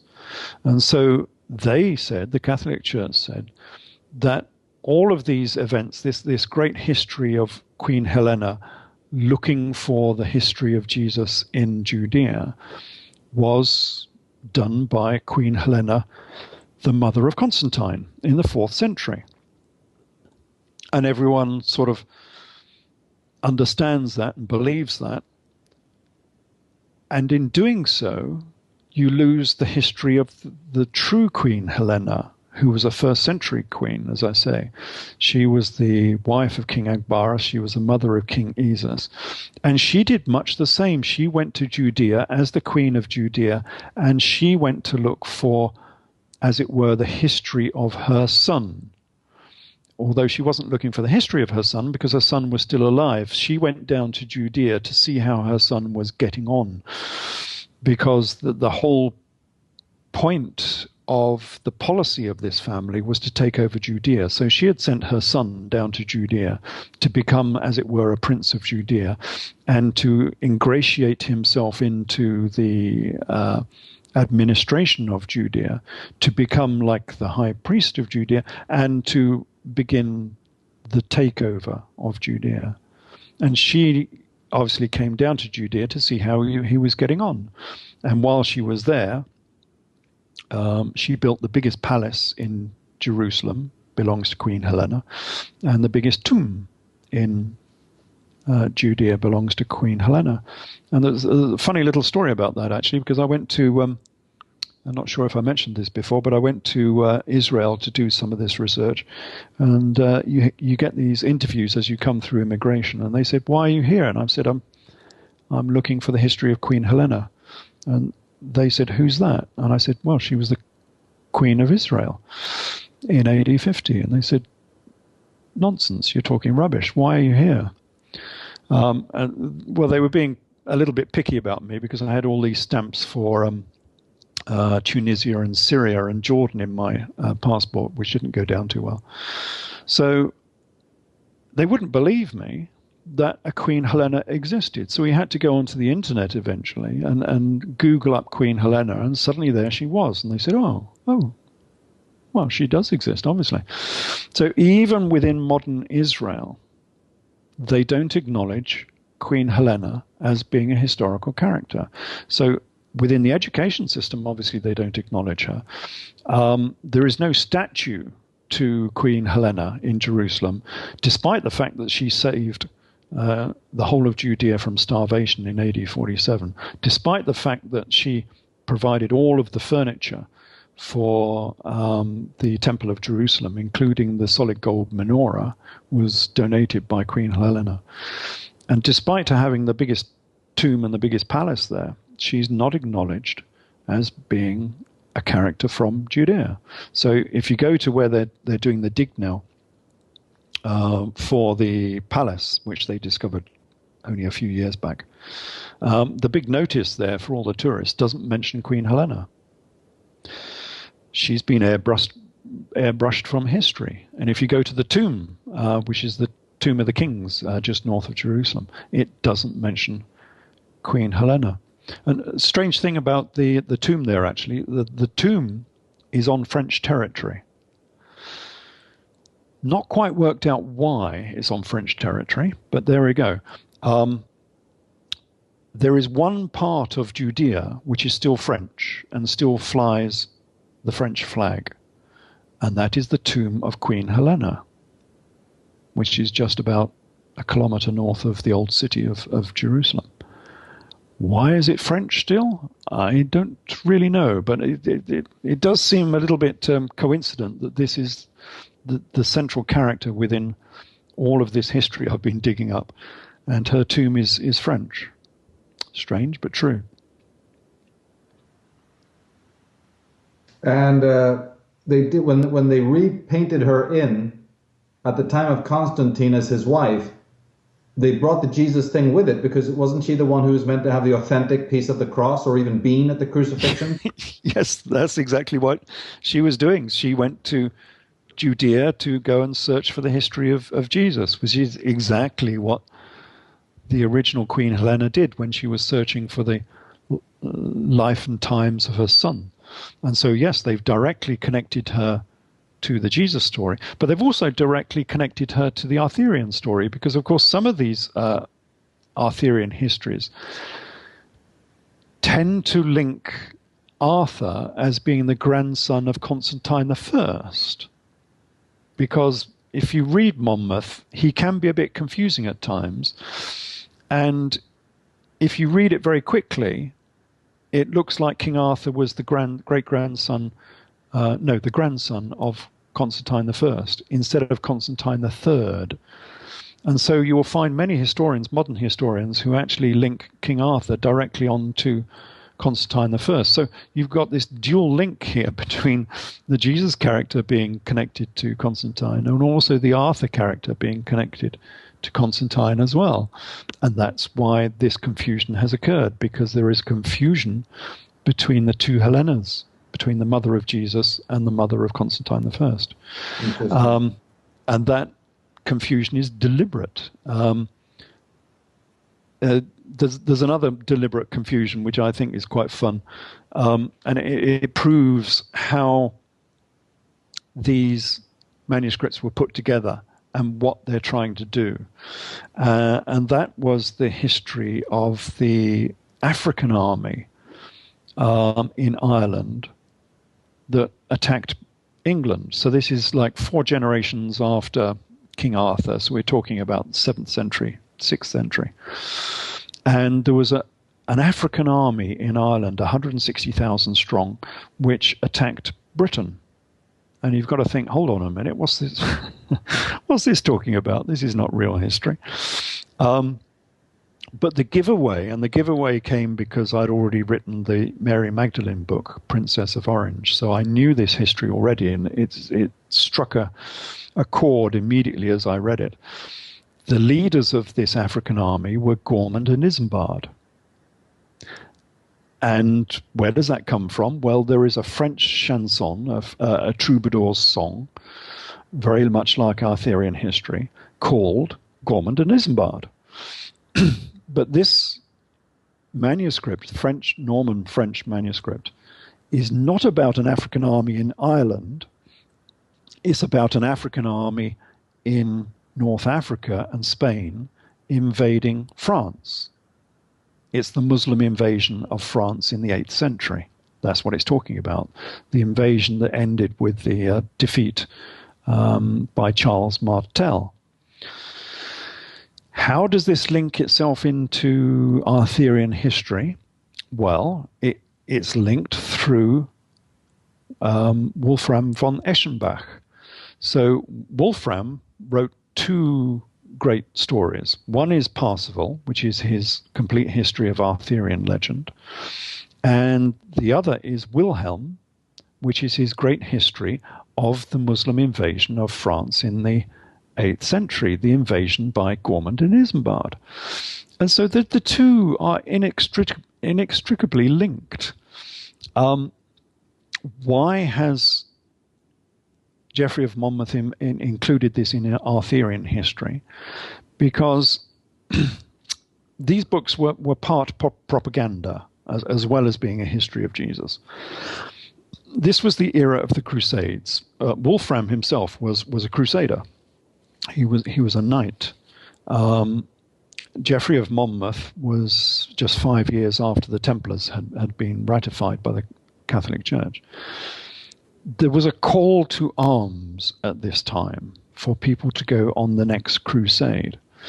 And the inclusion of not only Arthurian history, but the history of Gormund and Isambard was a call to arms.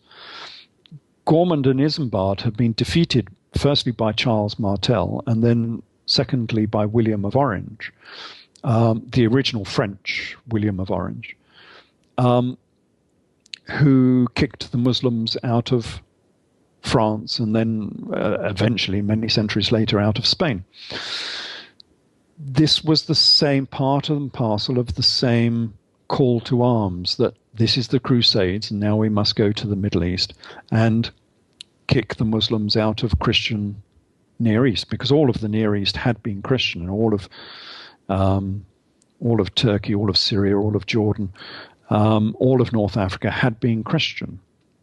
And so you can see what this book is doing. It's part propaganda. It's giving a call to arms that you must come and save Christendom. And that's what they were trying to do. And that's why this other piece of history, this piece of 8th century history, was included in Arthurian history. So, yeah, these manuscripts can't be taken at face value. It's not pure history. You have to understand the history they're telling. And so Monmouth has managed to mix 1st century history, the history of Jesus, who was kicking the Romans out of his land, and now he's mixed it with 8th century Gaulish history, where they were kicking the Muslims out of France, out of Gaul. So it's a call to freedom, I suppose, getting rid of the empire oppressors, however you might call it. So, yeah, that was a very interesting sort of sideline on Arthurian history, that would be included at the end of Monmouth's book. Well, it's just very interesting how they did this, whether it was a male character, female character. And it's just amazing how you've been able to extrapolate it all and make sense of it. And again, as I say, just provide the actual account, which has been suppressed. And to me, that's just remarkable, a remarkable feat. Could you say something about, I suppose Brutus and maybe even Brennus or Belinus, those two characters? Yeah. Again, mixing and matching history. One.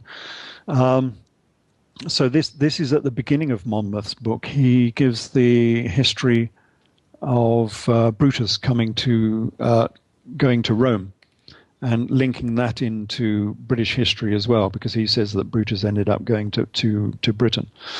But this story is it's a very old story. So it comes from Virgil originally, so from the Roman Virgil in his Aeneid, which was the story of the Trojans coming out of Troy and going on this great epic journey and ending up in Rome and being the founding family of all of Rome. And there are dual histories of this. In fact, three histories, because Geoffrey of Monmouth copies this history and says that the hero was Brutus, and he actually didn't just go to Rome, but his descendants, the descendants of these people who went to Rome was Brutus, and he went to Britain and founded Britain. And then we have Walter Boer in Scotti-Chronicon, which is the history of the Scottish peoples, which was written in the 14th century. So we're talking the same sort of era as the writing of Arthurian history. And Walter Boer says that these people, because it is the same story, actually went to Ireland and Scotland. And Boer's version of Aeneid is interesting because it relocates the story somewhat, and gives us more of a history about what this history was actually about. Because, you know, if we base this on the people coming out of Troy, it's all rather mythical, because we don't really know how solidly historical Troy is. But Walter Boer says that these people came out of Egypt. They were Greeks, yes, but they came out of Egypt. And if you read Scotti-Chronicon, it's quite obvious that what they're talking about is the Amarna era of Pharaoh Akhenaten and Tutankhamun. And the hero, the Brutus character, is no longer Brutus from Troy. The hero character is now Gaithalos, who is quite obviously Pharaoh I, who I think was the father of Tutankhamun. So we're going back to Egypt, and we're still going back to Greece, because Manetho says that Pharaoh I went to Greece, because Pharaoh I was called Danos, and the Greeks were called the Danoi. Now, I don't know who borrowed the name from who here, whether I denoted gave his name to the Greeks, or whether he took the Greek name as being the king of the Greeks. But he went to Greece and became the king of the Greeks. This is Pharaoh I. That's Manetho's story.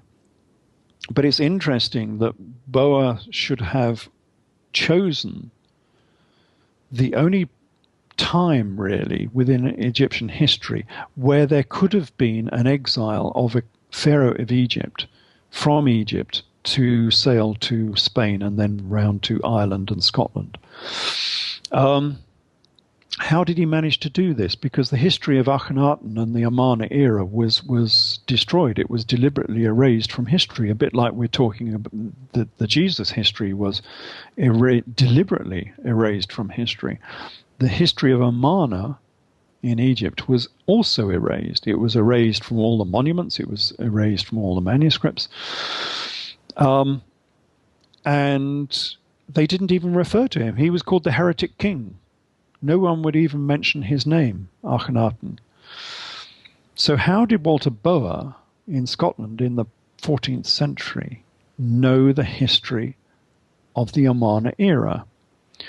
Well, he knew it through Manetho, because he obviously had Manetho's manuscript. Manetho was a 3rd century BC Egyptian historian, who is the basis of much of our history of Egypt, because all of our dynasties from Egypt are based on Manetho's original text. And of course, Manetho's text comes through Josephus Flavius, because we have most of this history courtesy of Josephus and a few others who copied his text, like Africanus and Eusebius. But a lot of it comes through our dear old friend Josephus Flavius, who seems to have had his finger in almost every pie that's going. Being the chief historian of the Eastern Roman Empire, courtesy of Emperor Vespasian, he wrote all of these histories, and he copied a lot of Manetho's books. But somehow Walter Boer had this book as well, but not only had Manetho's book, but understood what it meant, because it's not clear from the Manetho we have today that he's talking about Amarna. He has another dynasty of kings who he doesn't name as we know the names. He doesn't call them King Tut and Akhenaten and I. You really have to understand this history and know what it's about to be able to equate this different dynasty that appears in Manetho with the real history of Amarna. But somehow Walter Bowen knew this and knew that these kings were involved in a civil war and may have been kicked out of Egypt on an exodus. Because if you were saying an exodus from Egypt, I mean, you would immediately start thinking about Moses and Israelites. You wouldn't necessarily think about an Egyptian pharaoh being kicked out of Egypt. But this is the story he gives. So he gives the story of Brutus actually being Pharaoh I, who he calls Gaithalos, which is a generic name meaning Pharaoh, basically. And he says that these people went to Spain initially, and then to the Balearic Islands, and then this is in 1320 BC. I mean, this is pretty old. And then after a few generations in Spain, they went to Ireland, because they were always being attacked in Spain by the local people there. And so they had another exodus, and they went across to Ireland and Scotland. And this is the story of Brutus that is included at the beginning of Arthurian history by Geoffrey of Monmouth. And later historians have said, of course, this is all mythical, the same as they've said about King Arthur. But it may not be mythical, and it may be linked, because what my previous books have done, completely independent of this, because the previous books were written decades ago, the previous books said that Akhenaten was the founder of this dynasty. That's why the Israelites had monotheism, because that came from Akhenaten, and that's why the god of the Jews was called Adon. He wasn't just called Yahweh, he was called Adon. And of course, the Judaic Adon is the Aton from Akhenaten. It is the same god, the same monotheistic god. So this history comes out of Akhenaten in the first place. And his descendants through King David, who was another pharaoh of Egypt, as I've explained, and through Cleopatra, who then her family goes through Persia and ends up as the in Edessa, are descended from Queen Cleopatra. They are all descended, in that case, from Akhenaten. But then you have this other strand of this very, very same family who went on this exodus way back in 1320, 1310 BC, and went completely in the other direction and populated Western Europe, the islands of Western Europe. They went to Balearic Islands, and they went through to Spain and Scotland. And part of this family, part of these same exiles, if not the same family, went to all of the other islands in the Mediterranean. So they went to Sardinia and Corsica and Crete and many of the other islands within the Mediterranean. And so this family has populated much of the Mediterranean 3,000 years ago. And that's that's not too far-fetched, because you all pointed out that the Hyksos, even at their heyday, whether it was Akhenaten's period or in previous periods, they had great commercial connections with the Cretans, yes, possibly with the Philistines, and all the rest of them. I mean, Canaanites, you name it. These were not isolated in Egypt. This was a monumental dynasty. So when Aya and these people end up in Greece, he's going to be treated already like a super royal. I mean, these are not just ordinary royals. These are like your uber royals anyway, Yes, right? he's related to them in the first place through the original Exodus, which was the Hyksos Exodus. Yeah, that's why Akhenaten had all of this sudden dramatic change in artistry. I mean, why did the artistry of Egypt suddenly change with Akhenaten? Where did he get this from? Well, he got it from Crete. The artistry of Amarna is simply Minoan. It's exactly the same as they were drawing on in Crete.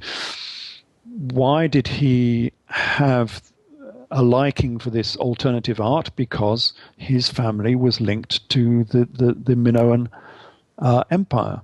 And there were many links. There was a Minoan palace in Egypt at this time.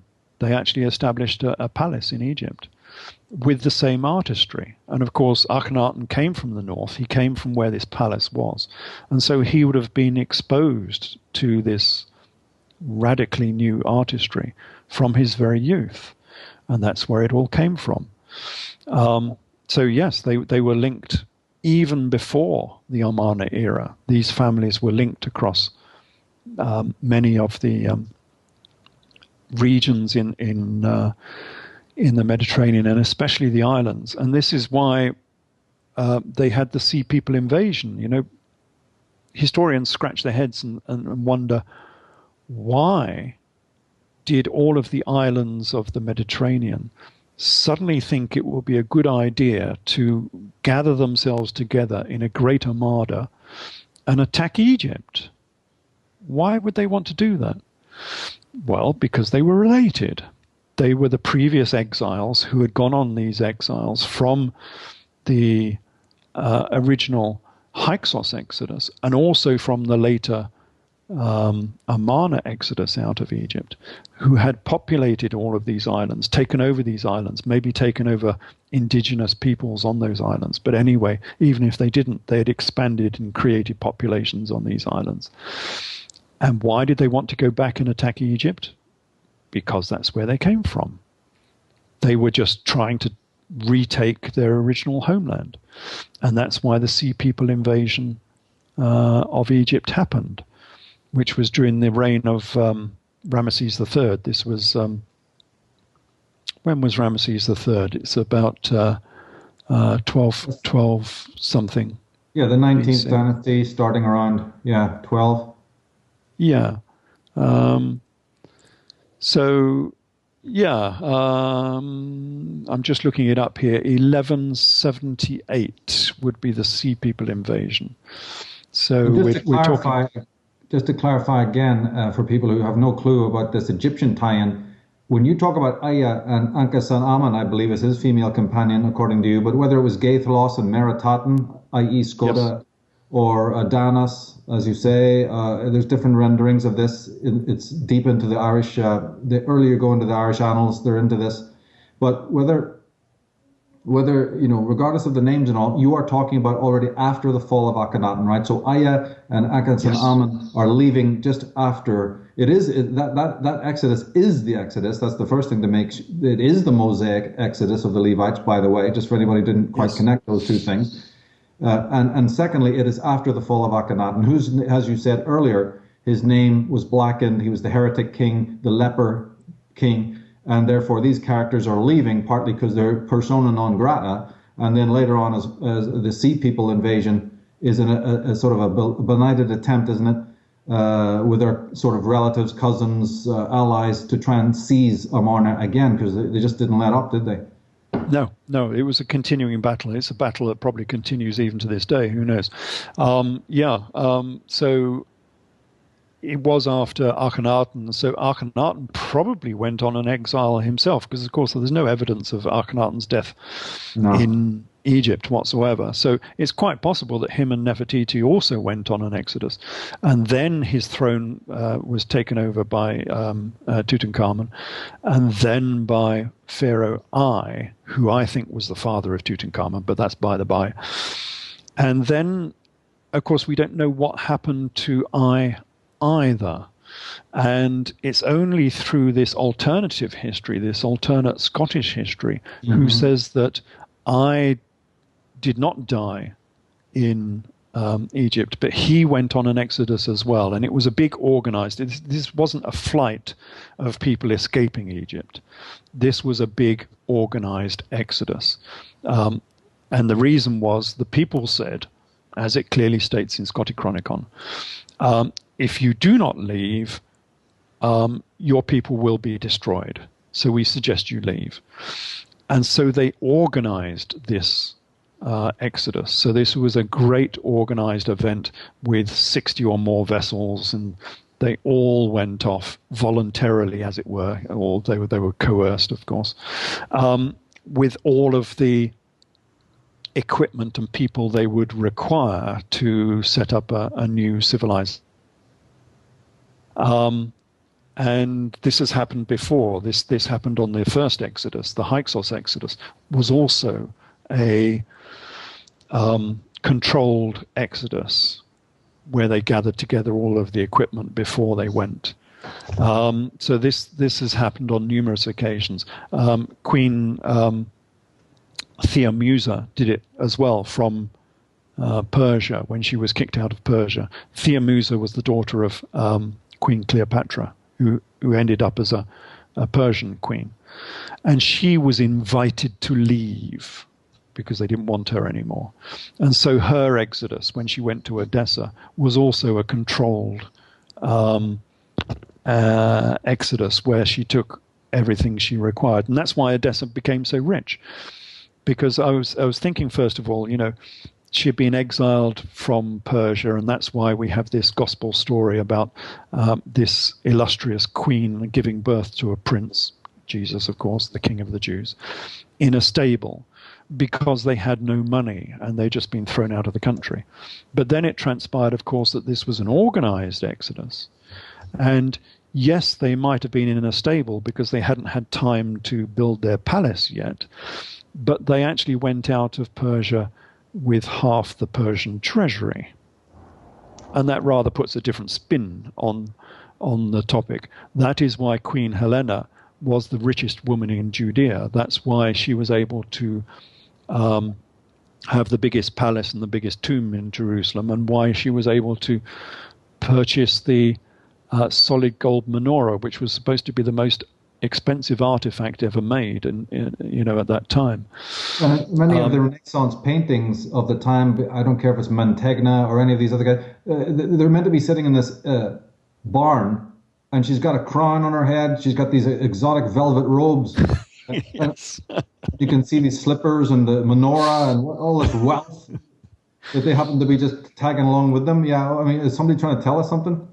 Yeah, well, precisely. You get this all the way through. If you look at the iconography from, especially in Rome, if you go to Rome at the big cathedrals, Magdalene especially is always dressed in a crown with great robes, and she's dressed as a princess. Because, yes, well, they knew she was a princess. That's why you have this strange dichotomy. Jesus was called the King of the Jews on 32 occasions, I think it is, in the New Testament. And yet if you say he's a king, no, he's not a king.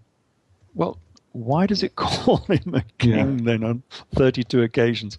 It was because he was a king. And of course they were inordinately wealthy. And that's why the Talmud says that Mary Magdalene, was it Mary Magdalene? Yeah, Mary Magdalene, which was the richest woman in Judea. She was the woman who had a dowry of 1 million gold denarii. Can you imagine in that era 1 million gold denarii, what that was worth, just for her dowry? Yeah, well, I talk about this in the Female Illuminati just to show how wealthy these women were. Yes. Now, a couple of points I have to make, though. This Uncas and Amun, is she one of the daughters of Akhenaten? Yes, she was the wife of Tutankhamun, first of all. In fact, she might have been the wife of Akhenaten to start with. She had many husbands, and then she was the wife of. She was the wife of Tutankhamun, and then she married Ai, or Aya, as you say, Pharaoh Ai. Well, see, the thing is, when it comes to Ai, you said that he disappears. We can't find the evidence. But you mentioned in your wonderful book, monumental book, as far as I'm concerned, Skoda, Queen of the Scots, that the Red Hand of Ulster, for people who are listening to this from Ireland, that Red Hand of Ulster actually is directly related to the Pharaoh Eye, because that was his sort of, you would say, emblem, right? Is a red glove, right? These famous red Yes. gloves. Yeah, and there's no explanation as to where this red glove came from. There were two main symbols within Amarna for the aristocracy to show that you had gained favor with the pharaoh. One was getting a golden torque or necklace.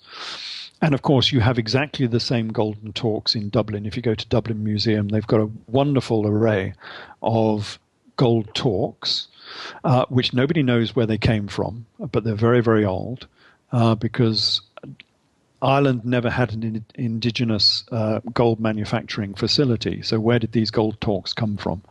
Well, they happen to be identical to the ones shown on the artwork of Amarna. And the other one was this strange red glove, which seems a very strange thing to have. It must have had some great mystic symbolism. I'm not quite sure what.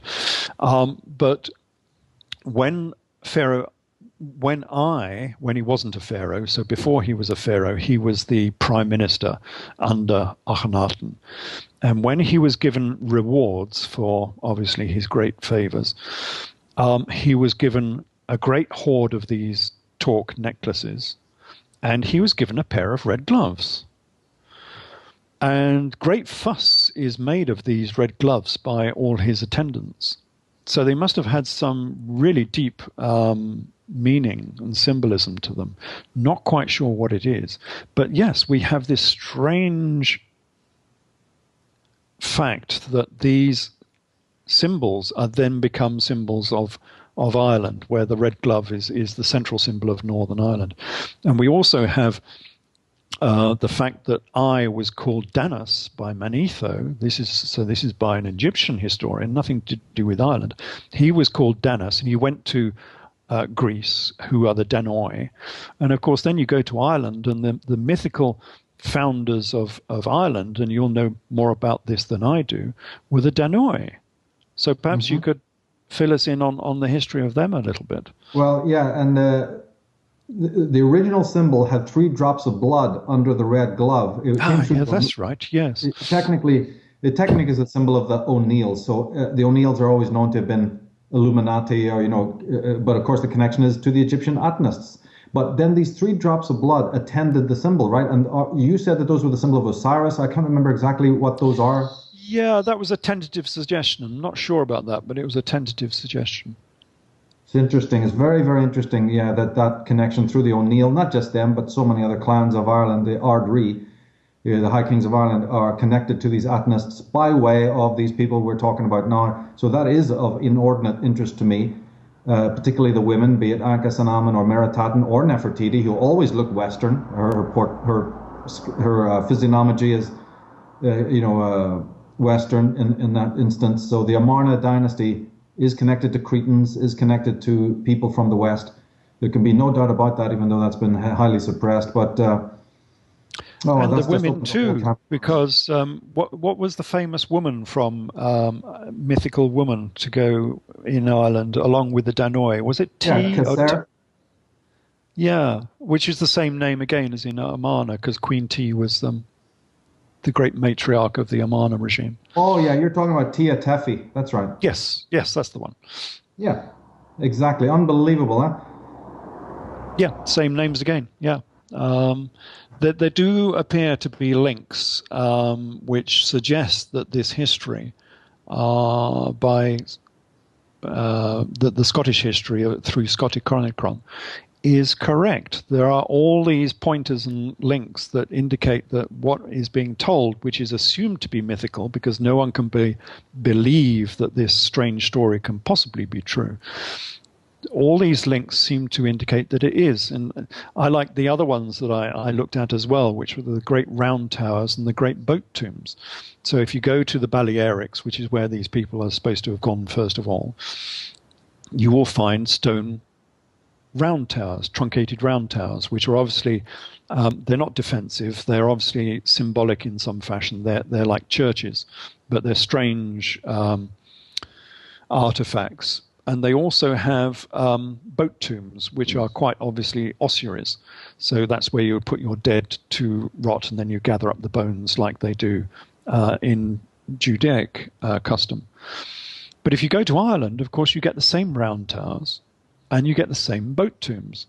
And the boat tombs look identical. And not only do they look identical, they're the same size. They're built to the same units. And you get the same round towers as well. And again, in Ireland, they don't know what these round towers are. They keep saying that they could be this, they could be that, could be grain stores. And we're back to pyramids there again. And it could be a defensive, because some of the round towers in Ireland are huge, and they could be for a village. But you go into this thing and you think, hold on a minute, you can't get more than 2 houses in this thing. It's not big enough for a village. And then I looked at this thing when I was sitting on them, because you can climb up the walls. There's like seating going up the walls. And I'm looking down into the arena down below me, and I'm thinking, well, this isn't defensive. This is a theatre. This is an amphitheatre. This is an Irish version of an amphitheatre. And of course, that puts a completely different spin on the whole of Irish history, because, if it's defensive, hiding a village, then, Ireland must be ravaged by wars and a very unruly and desperate place to live. But if it's a theatre, then suddenly it becomes a very peaceful and cultured society. Suddenly Ireland becomes a very cultured place with this grand theatre where scenes can be acted out in this amphitheatre down below. And you can get, I forget how many I calculated, but say you can get a couple of thousand people in this great amphitheatre watching the scene down below. They do say you shake a tree in Ireland and a poet will fall out, so they're very dramatic people. Yeah, precisely. One of the thing that they had in the center of this amphitheater was a round tower. So we're back to the round towers again, the round towers of the Balearics. And so the history that's given by Scotty Chronicon is reflected in the architecture, the archaeology, and the history of Ireland. So I see no reason why this is not true history. It just has to be. There are too many connections. I've always taken those myths, from the Scots or even the earliest Irish annals since childhood. I've always accepted them as absolutely factual. It just needed the corroborating evidence for it, And again, to answer your early question, see, even in Irish mythology, the very first visitor to Ireland was a woman. This is before Tia Tephi. This is going back into the mists of the beginning. You have your Caser, creature. I mean, I don't really attach too much symbolism. I think it's symbolic, not real. But again, the Irish legends, the first visitor after the flood is a female. Then when the Atnists arrive, in the more traditional story from Ireland, they're met by 3 queens. Allegedly, they're the 3 consorts of 3 kings of Ireland. But the Atnists actually meet, or these would be the Milesians at this point, under the name of King Miel, who is Gaethalos, the same connections we're talking about, the same peoples. But when they came over from Spain, they're met, again, a symbolic thing, by 3 females. So there's so much to do with these shadowy feminine characters, and I do believe it relates to the Egyptians. Maybe not exclusively, but it's sort of hinting at the feminine presence that then comes down through the coronation, where the kings are made king on a mound, like say it would be a Tara, and all the other symbolism that is basically feminine related. So there's a big tie-in there. And your work, again, especially Scota, Queen of the Scots, is what one hell of a book. I read that. It's funny, David. I read Ralph's book on the way to Canada. I was taking a trip on the water from Seattle, where I live, to Canada, and I was reading Ralph's book. So just funny, that isn't it? That I saw Canada. No kidding, eh? Yeah, for the first. I didn't see Canada for the first time, but I'd seen it before. But again, I've only been there 2-3 times, and one of the most important times of visiting Canada, I was reading that book and learning about my own country. Number one, from Ralph. It's very, very strange. coincidences where you should be. You'll have to come back again, Michael. Do the tour again so you don't miss all the scenery this time. Exactly, I'd love to.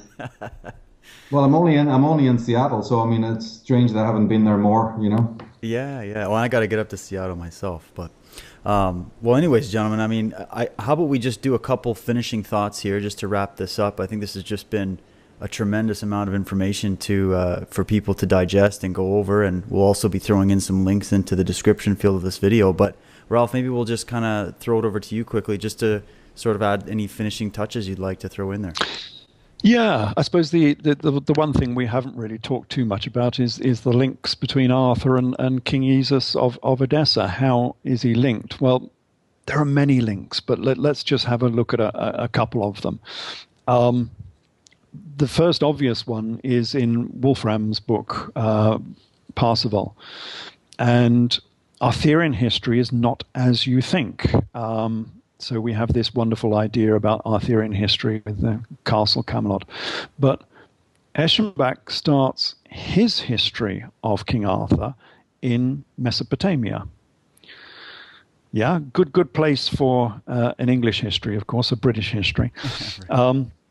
So yeah, he starts the story in Mesopotamia with the father of Percival being the prime minister, the seneschal, of King Barus of Persia. Now, who's King Barus of Persia? Well, he just has to be King Agbarus, who was the king of Edessa. He was the father of King Esus, the biblical Jesus. So we get this immediate link between King Barus and Agbarus, both who were kings of Mesopotamia.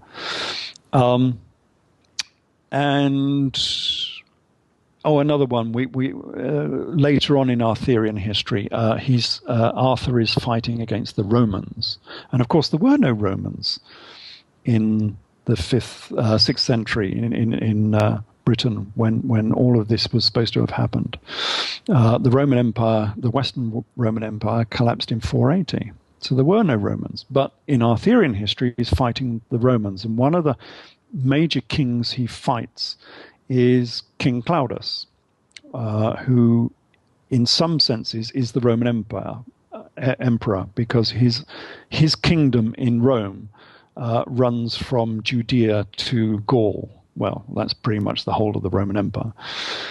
And King Claudius is described as having a barrel chest, a thick neck, a broad-faced and widely spaced eyes.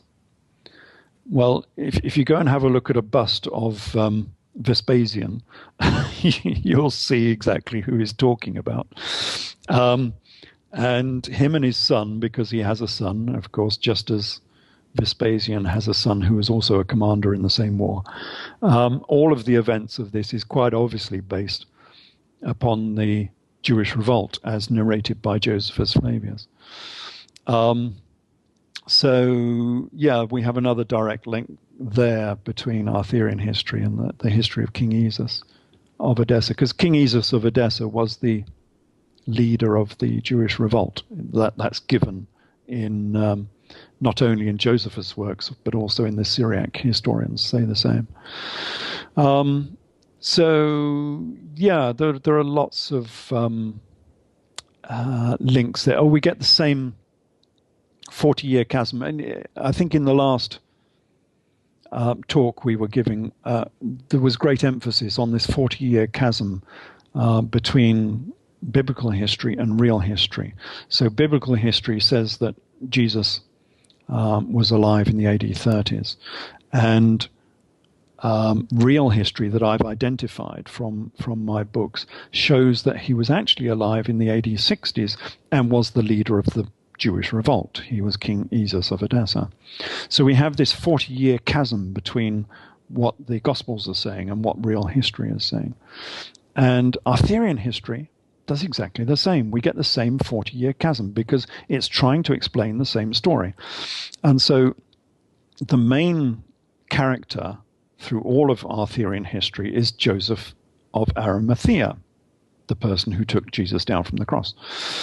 that's odd for a start, because Joseph of Arimathea was a first century character, not a 5th or 6th century character. But Joseph has the same problem, because Joseph is an AD 30s character according to Gospel history. But according to Arthurian history, he was a colleague of Emperor Vespasian.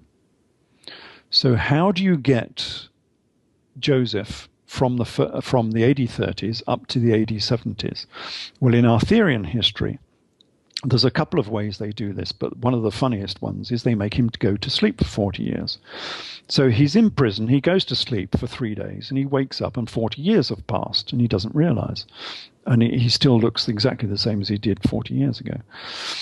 So that's how they overcome this chronological chasm to get from the AD 30s of Gospel history up until the era of Vespasian. And they do something very strange here, because one of the books, Merlin Grail, says that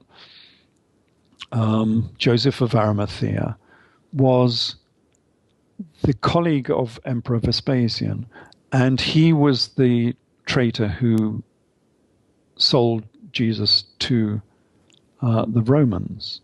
So this is putting a completely different spin on Gospel history as well, because in fact it's a little bit heretical, really, if you think about it. So instead of Judas being the traitor, it's now saying that Joseph of Arimathea was the traitor.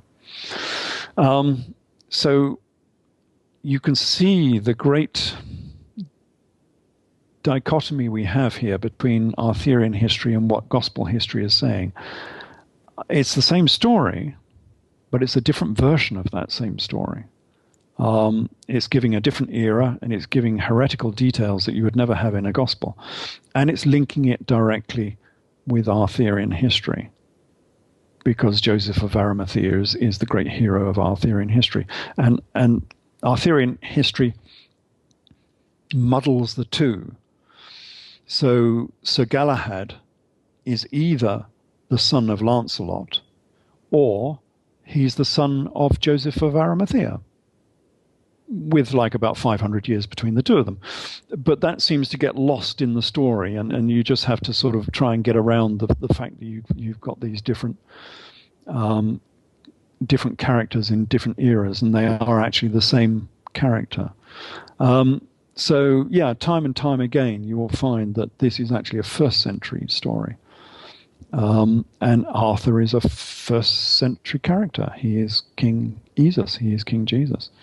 So yeah, it was a very interesting piece of research here. I had an idea when I started this that there was something desperately wrong with Arthurian legend. But as with all of my investigations, I have no idea where these are going to end up. So I start looking off on one tangent, and I end up going on completely different directions to where I was expecting. So all of my books have ended up as being very different to how I thought they would be. I knew there was an idea of something interesting there, but I never thought it would be quite so detailed and quite so different from Arthurian history as it turned out. So it was quite a roller coaster ride for myself as well as for the reader. So as you read these books, that's the same as I was going through when I was researching it. I didn't know this history before I researched it. So you will go through the same, dare I say, emotional responses as I was going through when I was writing it, because this was all new to me as well. So, you know, all of the aha moments, all of the eureka moments were the same for myself as they would be for the reader. And there are quite a few eureka moments within that history, quite a few. And there's lots and lots that we haven't even begun to discuss in this talk, because we would have to go on for another 8 hours before we got to the end of it.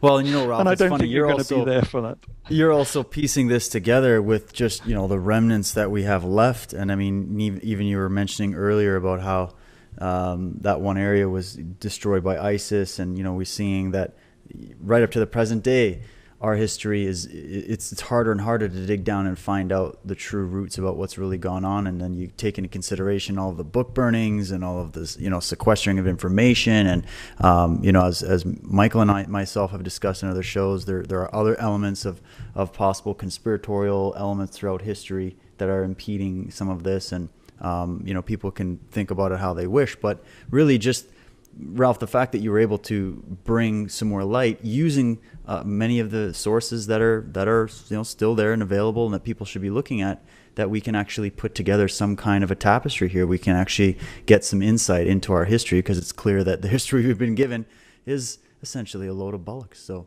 and they're still trying to block it even now. The number of people who have tried to block these books is untrue. I've had all sorts of people trying to not only trying to rubbish them, but trying to stop them from being published and all sorts of things. So it's been quite a battle to get this information out there, because there are elements within the Catholic Church. I've had from the Mormon Church as well. I'm not sure why they are so against it, but within the Mormon Church, they're highly against it. And doing all of they possibly can to prevent this information getting out. So maybe somebody does know after all, Ralph. You never know. Somebody's out to make sure it's they preserve possible. their way of life. I think myself, I just frightened them because they didn't realize what the history was actually saying until I pointed it out to them. Because, even the best of scholars don't read the entire books that they are in charge of. If you ask someone, even within scholarship, have you read every single verse within the entire Bible? And I bet the number of people who have are probably, you can count on one hand, I would say, because it's such an impenetrable book that you can't understand all of it. And then along comes this new character, the Ellis character, who says, well, what about this bit and that bit over there? And didn't you realize it said this? And suddenly they don't know what's going on. Suddenly their whole world is being pulled from underneath them. And the natural reaction is to do whatever is in their power to stop that happening. And that's what they've been doing. They've been scared by what the truth is actually telling them. And that's been illuminating, to say the least. Well, good for you, Ralph, for continuing on. Well, Michael, how about some closing thoughts from yourself? Oh, just again, the delight. It is uncovering Western history, which is needs to be uncovered, these great secrets. So Ralph has done one book after the other. A lot of the dramatis personae may come out of the East, Amarna particularly, but this is really the history of the West. So it's just a delight to read these books. I certainly recommend the ones I mentioned, Mary Magdalene and Skoda. Those are great for a person's library. I think they're exceptional, as is all of Ralph's work. It's just, I hope that we'll be able to read further, you see, and then get into deeper stuff as the book goes along, because it really is a monumental work. You see, this Arthur character is very, very important. So it's not just some minor, trivial sort of aspect of history here. You're dealing with somebody that is both on a mythical, archetypal, and even stereotypical level, a very powerful sort of archetype. But then to find out that there was a flesh and bone story behind that, to me is really exciting, because it brings together a lot of the French romances and the troubadour tradition, the Celtic Irish, even the pre-Celtic, which are my fascination. All of these things are included. So this is just exceptional. So again, Ralph, congratulations on this marvelous work. We have to take it in pieces like this because it's so dense. But I hope we can all meet again and get into some of the other aspects. If you're available, that would be really great. Yeah, that would be. Thanks very much for your endorsement. It's very kind, very heartening to see that it's having an effect, that people enjoy it, people appreciate it, and it's making people think, which is what it's all about. Not everything has been fully deciphered, and it's going to take a lot of other people looking at this work in later years to try and fill in all the little blanks that are still missing in the story. So it's great that people are looking at it and looking at it with fresh eyes, and they will be able to add to it. And I'm sure there will be a lot of people out who can add to this story, especially with your knowledge of the Celtic sort of side of this story as well. Add to it and fill in some of the blanks that are still missing, because that's very important. And I'm sure we'll be able to do that. You know, not all the information has been lost. The information is out there still, and I'm sure there's still more to. There's like a Tsarion, Sarmatian tie-in with the Hyksos, which I've not touched at all. That's all still to come. Yes. Yeah. That ties in even with the Cretan and the Philistines. There's so many stories, especially the difference in your book here, where you mentioned that one group goes to France, the other group in the other story of the other historian go to Spain before they cross to Ireland. You know, there's all this interesting stuff that's tying in now. And then just your fact of pushing the dates of the arrival of Aya and Ankh-San Amen a little earlier than the official history has ever accepted is a crucial move again. So maybe on the next program we can even talk more about that.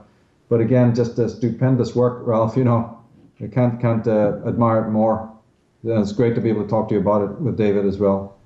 Well, and we can definitely do some more follow-up shows to this. We'll squeeze 8 hours out of this yet to come, I'm sure. Yes.